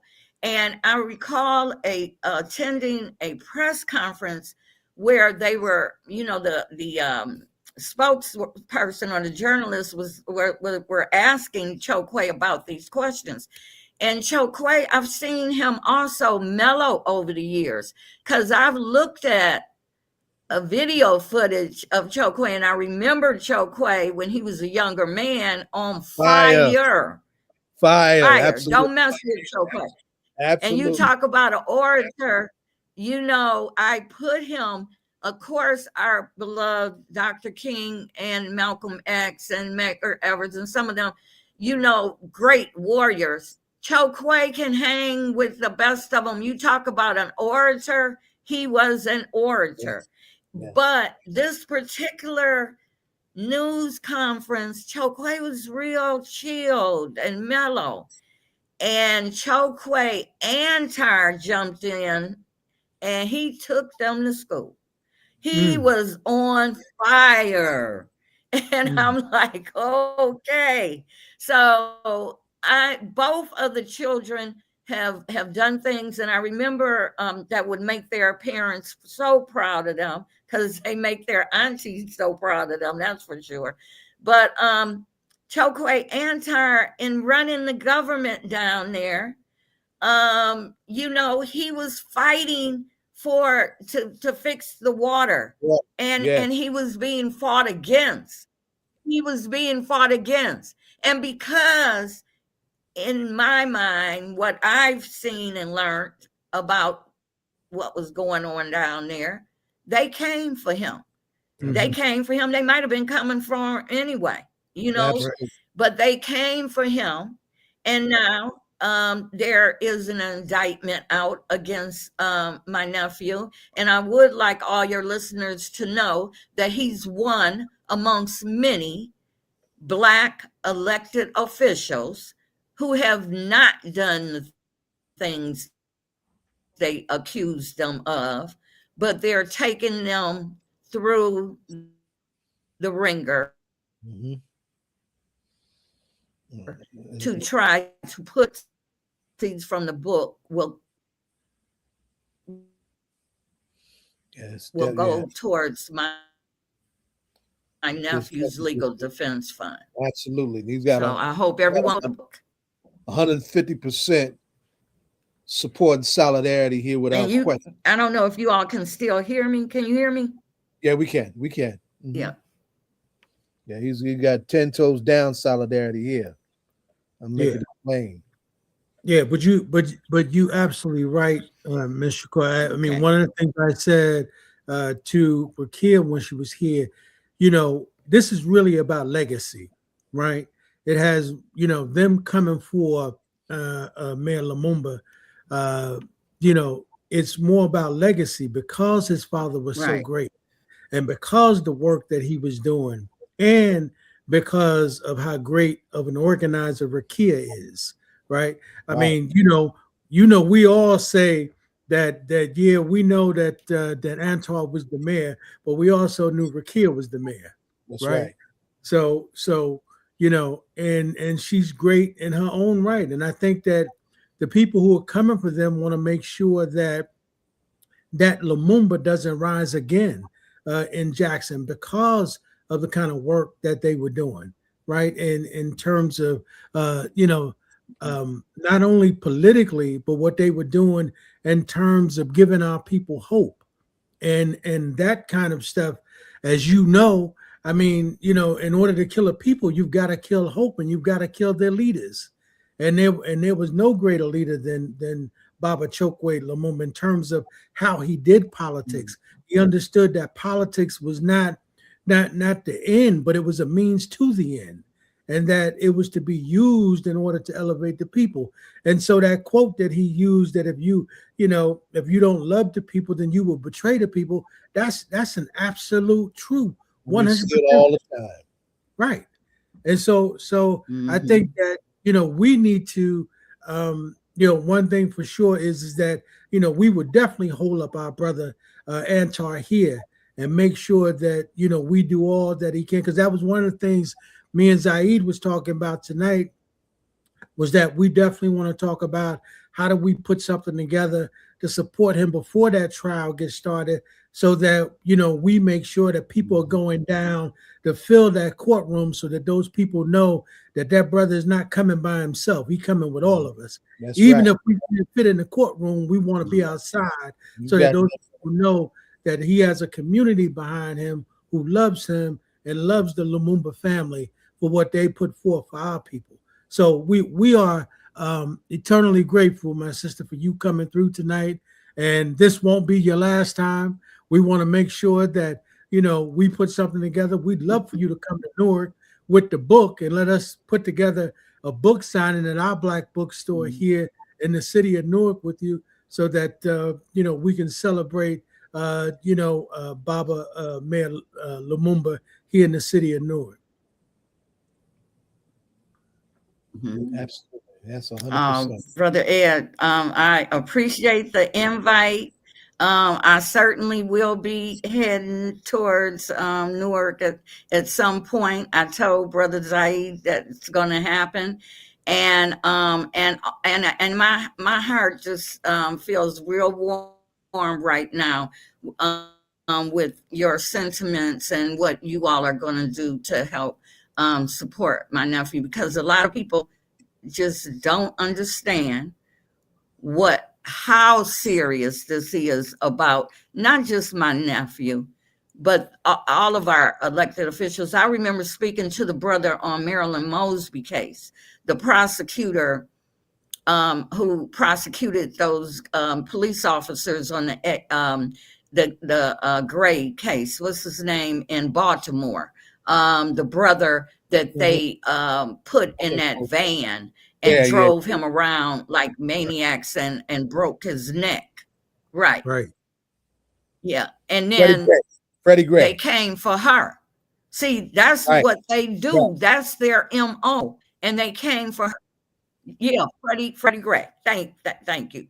And then the sister in New York, Letitia, the attorney general, prosecutor is she? And then Attorney General, Fannie Willis, the prosecutor on Trump's case. And then they have mayors. And our Congresswoman, Sister Shakur, our Congresswoman McIver. Gillum, I think he was in Florida. Right. We can just keep going with these names because they keep coming. And I know I saw what they did. They didn't indict, thank God, you all's mayor. Baraka, but what they did was just ridiculous. This is what they're doing. This is what they're about. Yes. So I'm glad that we're gonna unify and not just with my nephew. I appreciate the help with support with my nephew, but with everyone who these Black elected officials that they're going after. Well, Sister Shakur, we have an important. You want me to ask that, or you want to ask? No, go ahead. Okay. Well, this is a hip hop political show. So when you're writing a book, speaking about your brother, your nieces, and your nephew, is there a hip hop artist or individual or any musician that you listen to that keeps you inspired? Okay, I caught the tail end of your last guest. Yes. Are they gonna ask me that one? Okay, and I'm a lot older than the sister that was on before, but and at least she lived. That was her generation, so that certainly was not mine. The when hip hop came out. But it's my children's generation, and it's my favorite hip hop rappers generation, and that would be Tupac Shakur. Okay, so and I actually listened. Famous club of the Black Panther Party. Baby. I've listened to Tupac. Yeah, he grew up in the New African. He was a New African Panther. He grew up with a scout. That's what he was. And he spent the night over at Chokwe's house, and Chokwe used to tell me that Tupac reminded him of my son, who is now joined the ancestors, because my son was 10 years older than Tupac. But he said Tupac reminded him of my son. And so I had to check this Tupac out. And I did. And I tell everyone by my name being Shakur. And by the way, that's in the book too. How my name is Shakur. Several of the siblings' names are Shakur, and several are Lumumbas. And it's a story behind that. But I always tell people when I'm explaining my name or spelling my name, Sushanna Shakur, and I'll say, Shakur like Tupac, but I had my name first. Yes, ma'am. Yes, ma'am. Well, thank you. Well, so you are really, You see, folks are asking, where can they get the book? Go ahead. Is it possible for them to pre-order the book? Folks want to know that. Is there any information we can give on that?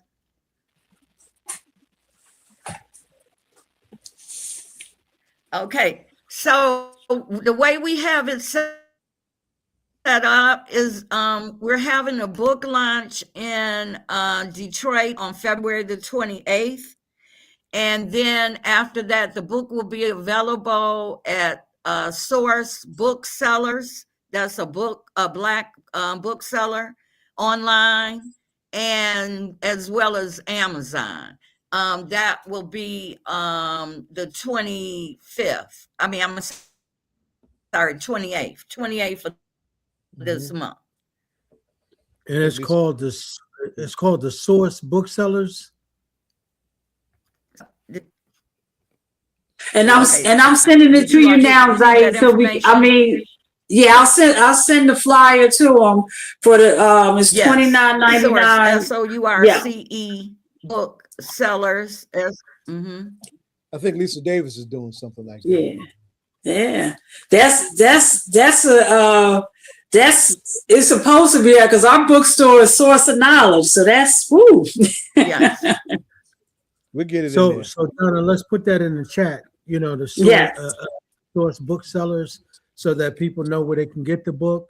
You know, and then, you know, obviously you got some folks saying they definitely want to make sure you put Newark on your schedule because they definitely want a signed copy of it. So we definitely want to make sure we get that done as well with you. So me and Zaida come back. We'll talk to the people and the powers that be at Okay. Source Knowledge. Are you able to do that for me, sister? Yes. I'm gonna use Zaid, the same flyer that you did for the announcement. Yeah, that's it. Yeah, we'll post it and we'll get it done. But listen, Ms. Shakur, you don't need an invitation to come here. You know, you now got our numbers. All you got to do is hit us up anytime you want to come through. You know, feel free to come through. As my brother Zaid's like to say, this is our open drum to the community. Did she hear us? I think it's a delay, or she might be having some issues. Yeah. Did she freeze? I think she froze. Yeah, she's frozen. Yeah. We got to know. Yeah, I'm having some issues. Okay. I heard that, brother. It's a drum for the community. Yes, ma'am. Yeah, I don't know why. Don't worry, that's probably our cue to wrap up.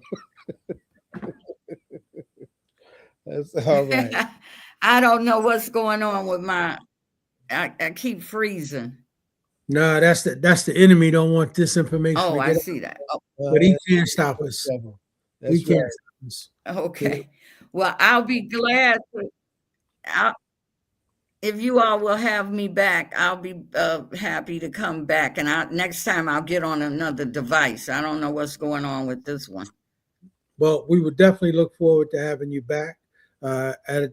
You know, have you come through and tell some more stories. And then, of course, by that time, we all would have had an opportunity to get the book and read it ourselves. And I'm sure we'll have a lot more questions for you about one of the greatest freedom fighters of our time, you know, the great Mayor Baba Chokwe Lumumba. We appreciate you, my sister, and thank you so much. All right. Free the land. Appreciate you all. Free the land. Thank you. Free the land. By any means necessary. Any means necessary. That's right. That's right. Oh, powerful. Yo, man, what an interview, brother. Powerful, powerful night. Yeah, man. You know, it was, man, I tell you, Zaid, you know, it's funny, man, when you have great people on like that, you know, it's a conspiracy on my part, brother. You know what I mean? They messing with my so many times online. I know it's a conspiracy. You know, they messing with that. But yeah, man. So we had a great show, man. It was incredible. And Zaid, we definitely want to, you know, me and you gonna get together. We're gonna talk about some things. But you know, we definitely want to put that together, man. You know what I mean? You know, I already started the New York conversation, so I know we could do, you know, and he's got a different, you know, history in New York. And this is good this will be very good. It will be added support. We can do this up here in our area. Absolutely.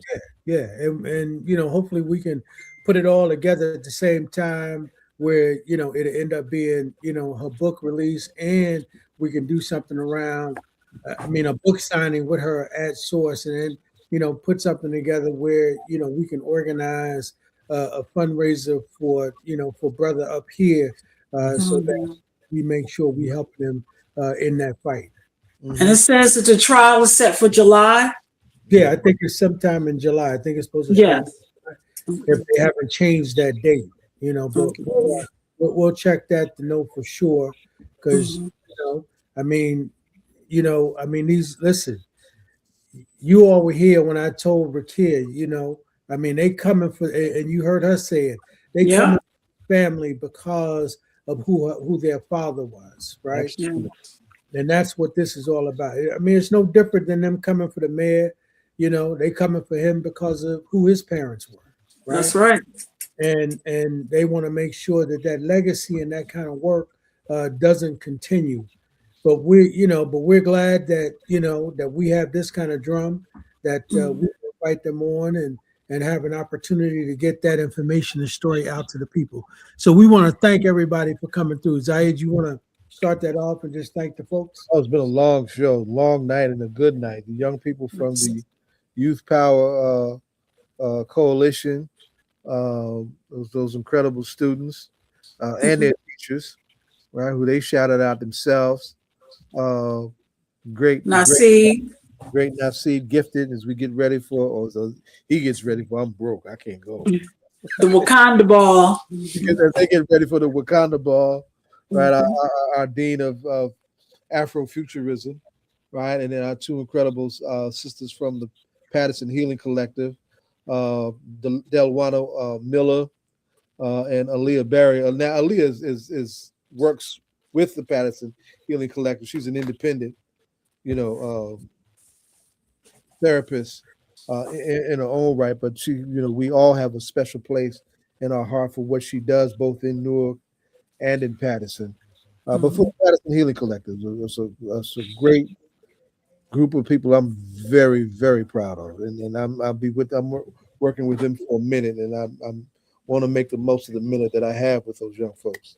And then finally, our beloved sister and elder warrior, Sushanna Shakur, the little sister of Chokwe Lumumba, was warrior lawyer and incredible once upon a time mayor of Jackson, Mississippi, straight out of Detroit, one of the pioneers of the new African independence movement. Great unsung warrior who we love dearly. It's been a powerful night. Yep, without a doubt. So, you have any final things you want to say, Zayed? Well, look forward to a bunch of things. February 21st is right around the corner. It's Malcolm's assassination anniversary. The Shabazz Center will do their thing under Ilyasa Shabazz's stewarding on the evening of February 21st. Early in that day, we'll be co-hosting a in defense of self-defense, something that Huey P. Newton said about our right to defend ourselves. But this is actually a tribute to our people in the martial arts that we'll be doing in the Bronx. So much. I'll stop there because we need to end the show at some point. And we have time about the No Kings March. We can talk about that later. March 28th. No Kings March. You see the link online or whoever that's associated with it. We want to try and get 1,000 people registered to participate before March 28th, and should be a very powerful one. We've got some local stories that we need to lift up too. I'm trying to get hold of the family of John Wilson Brutus, who died in custody at Delaney Hall, and the family of Wally Bay, who was killed by police. Some of these masked undercovers, right here in Newark. The volume for that needs to be turned up. So look forward to those connections. And we're still trying to have that Minneapolis conversation too. Hopefully we can get some of those folks next week that we were trying to get last week. So we got a lot coming. We're gonna keep it coming. That's how this drum works. You got anything, Donna? Nope. Everybody, tomorrow, as Naseed said, we're co-opting Valentine's Day, and tomorrow's Black Love Day. Everybody have a powerful weekend and stay warm. Yes, ma'am. And as far as for me, I want to thank you all for tuning in, of course, to All Politics Are Local, America's #1 political hip-hop radio talk show. And as my brother Zayed like to say, we'll catch him where's I. We'll see you in the whirlwind. And you don't stop.